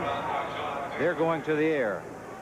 Trying to pick up. Now, that wasn't a big play designed to get a lot of yards. Picked up 4 or 5 yards, but at least puts you in a situation where you're not in a passing situation for sure on second down. Second down, 6. Miami on their own 21. Kozar from Boardman, Ohio. Draw play. Smith knocked a couple of people over on the way. David King stopped him. David King chews tobacco while he does the ballet. I didn't know And that. he's a break dancer and a jazz dancer, number 27, and he's quite a cornerback. There's Alonzo Highsmith. He is the leading rusher in this game. So the ball now is on the 28-yard line of Miami. They have a first down. They're behind 18-17. Out of the I formation. Kozar, first man through. Highsmith dives over the 40s out to the 41. Jonathan Robinson upended him there, the right corner. Gaping hole that time for Highsmith. Going to the right side of that offensive line. Here, right down on the line of scrimmage is what it looks like down in the pits down there. Blocking up there when the big guys up front do the job, and you can see from that ground shot that they were doing the job. There's no penetration by the Auburn defensive front. Picked up good yardage. Another first down for Miami. They're on their 41. Kozar will throw on first down this time. Sails it out. He's got him open. It's complete. Warren Williams got the ball on the 25 of Auburn. He got beyond John Daly there. He was open, skirting right down the near sideline, 34-yard pass. Had that ball been thrown to the inside, it would have been a touchdown. He threw it, made a nice catch, did get at least 1 foot in, maybe 2 feet in bounds, but you can see how much of a lead he had on the defensive man. He makes the catch and goes out of bounds. John Daly, 96, is a linebacker or defensive end trying to make that coverage on a very fast back. That is a mismatch. Pardon me, Len. Williams just a freshman. First down to Hurricanes. Highsmith. Oh, he's been a runner tonight. He has outgained the more heralded Bo Jackson in the game. Jackson's under 100 yards. Highsmith is well over 100. Nate Hill, the freshman of LaGrange, Georgia, had to tackle him. It's on the 20-yard line of Auburn. I think that you can see the power of Highsmith. And you're looking at the blue part is where they want to arrive. That's the end zone. Blue part is where they want to arrive. Correct, Mr. Dawson? Yes, sir. They don't want a field goal because they want to be ahead by more than 3 points. It is second down 5. Miami on the Auburn 20. It's a comeback play. Williams to the 10. Williams goes to the 8. The freshman, Warren Williams of Fort Myers, has a first and goal to go for the Miami Hurricanes, a 13-yard gain. Take a look at this to Williams, and it almost doesn't get off, but you see the last-ditch block by, I think it was number 52, Heffernan, that made the block that sprung him loose. He trapped Greg Carr. Here he's coming American right there. He did the block, knocked him right out, took him out of the play. Good play by Miami. Miami first and goal on the Auburn 8-yard line. Twice in the first half they gave the ball up deep in Auburn territory. Highsmith to the 5. He's to the 1.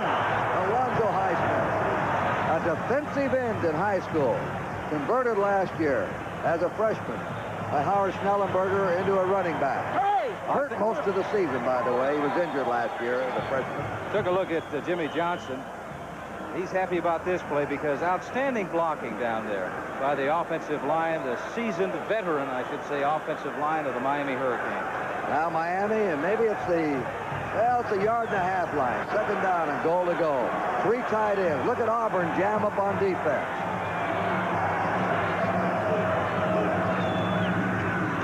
That's Williams. They hit him for a loss. Warren Williams trying to slice off the left side. John Daly got to him first. And then Ben Thomas, the left tackle of Ashburn, Georgia. Outstanding play defensively by Auburn. Boy, look at there. There's no place to go. You cannot give. You got to get penetration upfield by the defense, and they did. Outstanding play by Auburn. Now they put Darrell Oliver in, Lenny, replacing Warren Williams at halfback. It's 3rd and 3 for a Miami touchdown. Auburn's leading 18-17. 6:45 to go in the game. 3rd and 3. What about a play pass? Oliver in motion. The pass intercepted, but they already have stopped the play. Intended for Hembro was intercepted by number 27, David King. But the whistle had blown dead, and I believe it's a legal procedure against Miami. Yes, I believe it is. Which automatically stopped the play. Dead ball, illegal procedure, offense. That'll bring the ball back to the 8-yard line of Auburn. Miami has a 3rd and 8 to go for a touchdown. And what they can't afford to do right now is give up the football by an interception, because they're definitely in field goal range. They're young freshman Dead field goal ball. kicker. Illegal procedure. Offense. Third down. Their field goal kicker can make it. He's proven that. He can handle the pressure. So he's going to throw the ball, and the man is not open. Just throw it into the seats. The clock is going. 6:28 to play in the game. Miami third down, 8 for a touchdown. Kozar sets them down. They're in a slot right formation. They're rushing Kozar. He throws on the run, and he threw it away, really. Yes, he did. He threw it away. Very smart young player.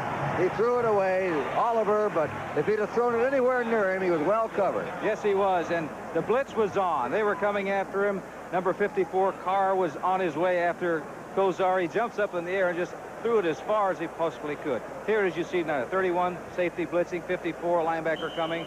99 is Hill, defensive lineman. He's coming.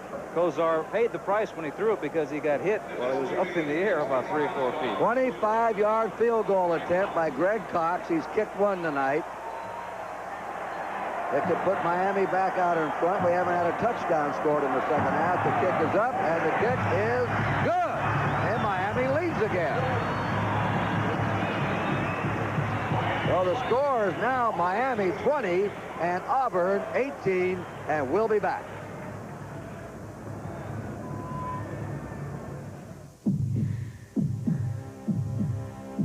DP Body Tone 300.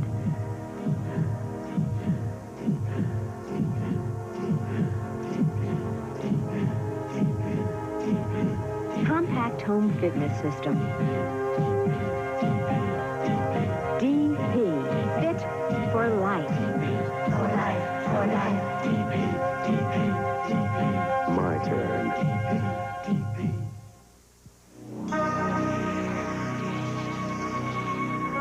Over the years, every Mercedes-Benz has expressed the standards of its heritage. Now, a new class of Mercedes-Benz does the same. Its lean, trim appearance may surprise you. Its quick, agile performance may astonish you. The Mercedes-Benz 190 class, the world's most revered automotive standards in an automobile like none before. At the end of the game, we'll be selecting a most valuable player from Auburn and Miami. Mercedes-Benz will donate $1,000 to the General Scholarship Fund of each school. And who it's going to be right now, Lynn, I couldn't say. This has turned into the second half into a field goal kicking contest. Maybe the field goal kickers. We've had 2 field goals apiece second half. Here's the kick. It is going to be handled by Fullwood on the 2.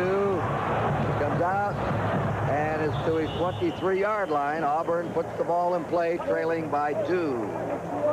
In ground gaining, Alonzo Highsmith, the sophomore for Miami, has 131 yards. Bo Jackson has 86 yards. There they are. That's what they've done.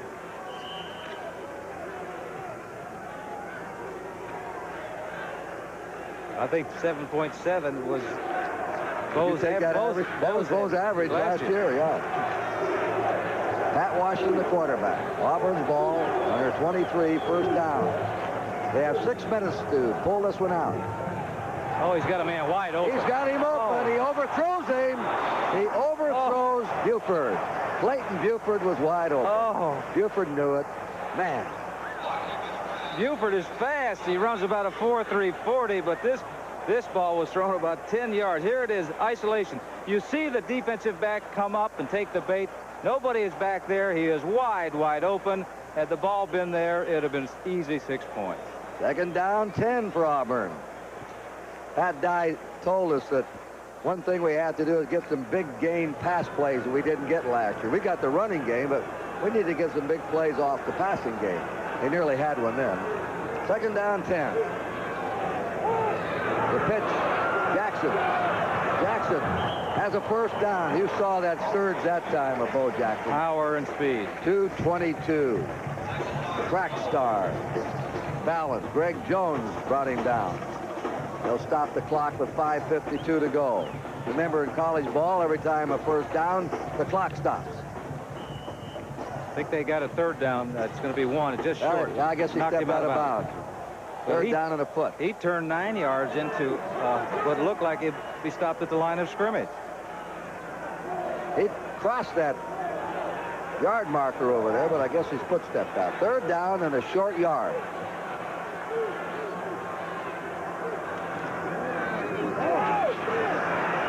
That's close. That's Bo Jackson, but I believe he has it.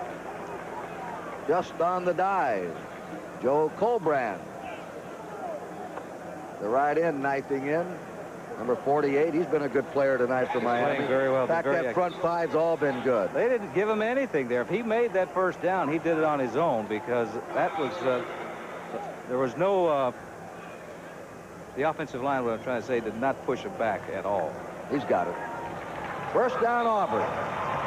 Auburn on their 33-yard line. By the way, both teams open tough. Next Saturday, Miami plays Florida at Tampa, and a week from Saturday, Michigan at Ann Arbor. Somebody is not doing them any favors. And then on September 15th, Auburn plays Texas at Austin, the only team that beat them last year. Both have very difficult schedules. Here's the pass again. He gets it off. He's got Jackson open. Jackson has it at the 50-yard line. They want to get the ball to Jackson. He's an excellent pass receiver. He seems to be hurt. And a penalty marker. And the penalties, the flag's thrown him back to the line of scrimmage. Maybe a holding against Auburn. He was not hit, so I don't know what it could be. He could have pulled a muscle or something. You're the head coach. You see that man on the ground. You're nervous. Yes, here it is, going downfield. The wide receivers are clearing out, and right behind the linebacker, Bo Jackson. But he caught that ball. I wonder why he went right to the turf. Jackson's, Lenny had 20 attempts running tonight, 96 yards. But Auburn fans would call rather an off night for him. Yes, I'm sure Auburn fans are quite concerned. Well, he looks like he's up on and moving all right. That's good news. In the meantime, they moved the ball back to the 19-yard line of Auburn. And it's a 15-yard penalty. Tim Jesse replaces Bo Jackson. So Auburn now has the ball on their 19-yard line. First down and 25. Trey Gaines flanked to the left. The score, 20-18 Miami. Washington looking down. The pass incomplete. Intended for Clayton Buford, the senior wide receiver. Number 11. Bruce Fleming. And he's rolling around, not getting up. Two pass plays, and two of the receivers have gone down without anybody touching them. Miami's playing two #1 teams in the space of 7 months, if you want to count the polls. They beat Nebraska, the #1 team, on January 2nd. They're opening the season against the preseason #1 team, Auburn. That's pretty good scheduling. They've played #1 2 games in a row. I can assure you the coaches never make out the schedule. Not with that fella, like Pat Washington, turned this game around for Auburn. Auburn just couldn't do anything in the first quarter without him. And the injured quarterback, who had been responding daily, after they put him in there, Auburn looked like a different team. They have a passing threat. I think that they feel that they're going to be a great football team if they can get by and get some experience for some of these young players, particularly at the quarterback position, like Pat Washington. Well, we're right up here. Lenny, wave your arm. Cat's booth. Cat Sports presenting the second annual Kickoff Classic. 20-18. Neither team has scored a touchdown in the second half. Each has kicked 2 field goals. And freshman kickers have had their night. Here is Clayton Buford, the wide receiver, being helped off. Yes, early in the first quarter, he caught a touchdown pass. He was wide open just a minute ago. Down the middle of the field when the ball was overthrown. Freddie Wagan, the freshman's back in, number 14. Second down, 25. Washington looks around for somebody to... He was looking around for somebody to pitch out to give him a hand. He thought he was running the option. That guy didn't like that one too well. Again, Fleming putting a rush in. Yes. The report that I just received from the truck is that Bo Jackson twisted his ankle, and apparently it is not serious. The ball is on the 17-yard line of Auburn. It is third down. and 27 yards to go. 3rd and 27 for Auburn. Miami leading 20-18, just under 5 minutes to play. I wonder if they have a 3rd and 27 play. We'll soon find out. They have a short pass play. It's to Kyle Collins, and that'll be the punting team coming on. Joe Colbrand drove him out of bounds. Lewis Colbert, who has kicked this ball out of sight tonight, will be coming on to boot for Auburn. Let's get his average per punt, Colbert. 46 yards a kick. Last one he kicked, I believe, was 50 yards and no return. Eddie Brown is the safety man. What a night he's had as a pass receiver. He averaged 11 yards a punt return for Miami last year. The kick's away. Fair catch. Eddie hangs on to it at the 36 of Miami, where the Hurricanes will take over. We'll be back for the last 4 minutes and 43 seconds of this game. Miami 20, Auburn 18. Want to build a super day? Then start with the one great taste that makes a super bowl of cereal. Kellogg's Corn Flakes. Just think of crispy golden flakes. Delicious, crunchy flakes of corn. So pure and simple, just can't wait. Low in sugar, loaded with vitamins and iron. So good for you, don't hesitate. For a super bowl of our most nutritious corn flakes ever. Super Bowl. Have yourself a Super Bowl. Kellogg's Corn Flakes. Super taste, super good. Kellogg's Corn Flakes. I know I don't look it, but I have sensitive skin. So do I. I have it too. Every time I shave, I get scraped right here. I feel it right here. Here's where I feel it. That's why I use Aftershave Skin Conditioner. After's different. It's a rich lotion. Hey, let me try that. It soothes razor-scraped sensitive skin. Feels nice. Smells good, too. Hey, give me back my After. Sensible care for sensitive skin. Aftershave Skin Conditioner. Fine Menon. Miami's ball on the 36-yard line in their own territory. Let's check Bernie Kosar, the sophomore. And what do you do for an encore after the freshman year he had? Well, for an encore, he opened the season by attempting 36 passes, completing 20 for 285 yards, 2 touchdowns. He's had 2 interceptions. And there he is, Mr. Cool, who traveled all summer, seeing the country. He gives them all to Highsmith. Highsmith is tripped up along the line of scrimmage. Then Thomas got him, number 91. Now, they just can't fuss around here. And they got to keep some kind of momentum, Miami. Yes, they do. They've got to get a couple of first downs. 4 minutes and 25 seconds of counting down. And Highsmith has to stay in bounds. When he's coming on a play like that, and looks like there's nothing there, he's got to plant a foot and turn it back inside. It's 2nd down 9 for the Hurricanes. Warren Williams, the tailback. Highsmith, the fullback. Shakespeare and Brown, wide receivers. Kosar will put it up. Out it goes. There's Shakespeare. Knocked away. Great defensive play by Jonathan Robinson, who's been an outstanding cornerback tonight. Yes, and I think Jonathan, if he had that over again, would try to go for the interception. Looked like he was in excellent position. Kosar kind of floated this ball out there. And it's kind of floating up in the air, as you can see, and here it is. He's in excellent position to make the play. Fortunately, the receiver, though, also got a hand in there and make sure that he didn't intercept it. Robinson, by the way, was a walk-on. They're not all highly recruited players. He just walked on the campus and made the spot. 3rd down 9. Miami on their 37. 3:56 to play. Miami ahead by 2. He's checking off. He's got time. Now he runs it out. They're going to hit him and knock him down. Really took his head off. Number 40, Arthur Johnson from Alabaster, Alabama. 2nd string, strong safety. I think Bernie's going to... He's noted for his passing, not for his running ability. But he did stay in bounds. 3:36 remaining in this football game. We told you about the winning streaks. One of them will come to an end tonight. Miami's won 11 in a row. BYU 11 in a row. Auburn 10 in a row. And 3:36 remaining in the 2nd annual Kickoff Classic. It is Miami 20 and Auburn 18.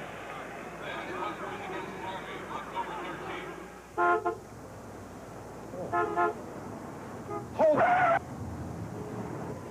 Can anyone here name a copier maker that's bigger than Ricoh? Xerox. Ricoh's bigger. IBM? Ricoh's bigger. And we got to be bigger than Xerox by making a full line of copiers that win top marks for quality, like this Ricoh 6080 console copier. What a revelation. Now, are you still overlooking Ricoh and the Ricoh 6080? Call Ricoh. We respond. It's kind of embarrassing when you're sitting there and somebody else hears your stomach growl. And, you know, they know you're hungry. So I'd grab a Snickers and eat that on the way to class. Snickers satisfies you. Keeps your stomach busy and lets you get back to your train of thought. Packed with fresh peanuts, peanut butter nougat, caramel, and milk chocolate. Satisfies you. Packed with peanuts, Snickers really satisfies. It gives your stomach something to work on, stops it from growling, and it satisfies you hungry. What more can I say? A pressure punt coming up now by Rick Tootin, the sophomore. He's punted twice in this game, 45.5 yards a kick. Colbert has done some pressure punting for Auburn, sensational kicking, and some outstanding place kicking tonight by all these youngsters. The kick is away, a spiral away from Gaines. Gaines fields it on his 23, 25, 30, 35, fights his way to his 37.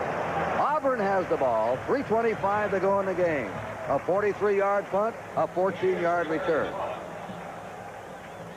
3:25 in this football game, and they know one thing, that they've got a field goal kicker, so they've got to move. Field goal kicker is right. He's kicked 45, 42, and 36 tonight. Pat Washington, quarterback. Bo Jackson's back in the game. Brent Fullwood there, and Tommy Agee in the backfield. Gaines is split into the left. And coming through is Tommy Agee.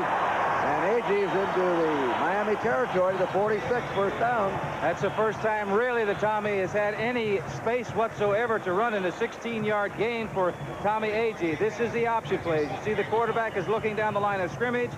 He sees that they're taking away his run and also the run of the halfback, so he gives it to the fullback. First down, Auburn. They're on the Miami 46. 3 minutes to play. Miami ahead, 20-18. The option. The pitch out goes astray, and it is recovered by Miami. Miami's recovered it. Julio Cortez, 99's on it. If the ball didn't go out of bounds, it's a Miami. They've got it. The ball went out of bounds. Auburn would have kept the ball because they were last in possession. Oh, they're arguing down there now. Didn't look like he was out of bounds to me. But the officials have it. And they're pointing. What is it? What is it here? Miami's ball. Here it is. This is the option play, pitching it out. 22 is Fullwood. He never gets his hand on the ball, but you can see the reception right there by Cortez. A costly turnover for Auburn. They have now committed 2 turnovers. Miami has 3. Miami has the ball on the Auburn 49-yard line. A first down, 2:57 to go. Miami leading 20-18. Well, now Miami has to guard against any turnover. There goes Highsmith. Highsmith picking up big yardage tonight. Is to the 43-yard line. He has ran hard. Yes, he has. And he has run over people. I think that's what they're going to do right now with this clock winding down. Give the football to the running backs. Cover it up with both arms. Don't fumble the football to go straight ahead. They're on the 43-yard line of Auburn. They have a second down 4. Miami holding on to a narrow 2-point lead. They led at the half, 14-12. Highsmith has 138 yards in this game, 19 attempts. He's been sensational. Again, they give him the ball. This time they pile him up. But the clock is moving away. Both teams have their full complement of timeouts. Kurt, I don't know if people realize this, but that 25-second clock went down to 1 second. Kozar is really a cool customer. He's milking that time for all that he possibly can. When that snap was made, there was 1 second left on the 25-second clock. Auburn did use 1 timeout. 2 left for Auburn. It is third down and 4. Kozar checks him off. Now resets Smith. Kozar will throw it. And we have a flag, I think. Delay of game, maybe. With 1:32 to go. I don't know about legal delay procedure. again. Yeah, because it was down to about 2 seconds again. Dead ball, illegal procedure, offense. Illegal procedure. Saw somebody moving there. Raise up. Once again, Kozar was down to about 1 or 2 seconds on the 25-second clock. This will put the ball on the 48-yard line of Auburn. 1:32 seconds to go. Miami 20 and Auburn 18. And that's the anxious sideline of Auburn. They brought 100 players up there. Bernie Kozar looks that defense over.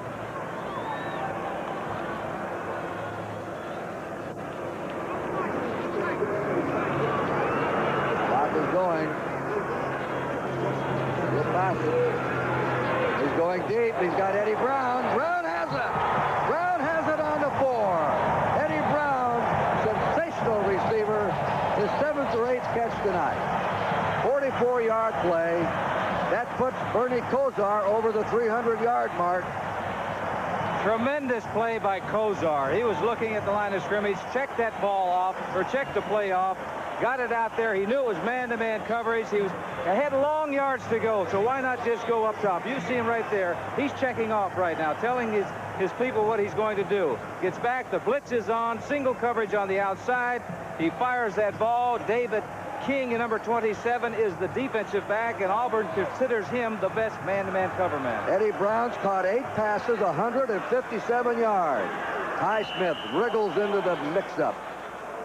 Ben Thomas met him first. How about that? 8 catches for Eddie Brown, 157 yards. He's number 1. He caught 6 in the Orange Bowl for 115 yards against Nebraska. He's excited. That guy is not. It's on the 3-yard line. We're down to 17 seconds, 16 seconds. Kozar's hit 21 out of 38, 329 yards for Bernie Kozar. The most valuable player? I don't know. All over. All over. Miami, the #1 team last year, has defeated Auburn, preseason ranked #1, 20-18. And the most valuable player of the game, there's Jimmy Johnson, a successful effort. His first game, boy, can he be happy. The pressure on him. He came in to replace the popular Howard Schnellenberger, who carried this team to the miracle season of last year, and Johnson did it. And his team did it. Alonzo Highsmith is our most valuable player of the game. His great ground game kept Miami moving. Kozar would have to be in there with him. It was tough. But Highsmith gets the most valuable player of the game award. He outgained Bo Jackson in this game by quite a bit. So, are we in agreement? There he is. Len? Yes, I agree with that because it's tough. He kept him in the game. He came up some very clutch situations with his running. So the 1984 Kickoff Classic is presented by Cat Sports. We'll be right back following this word from your local station.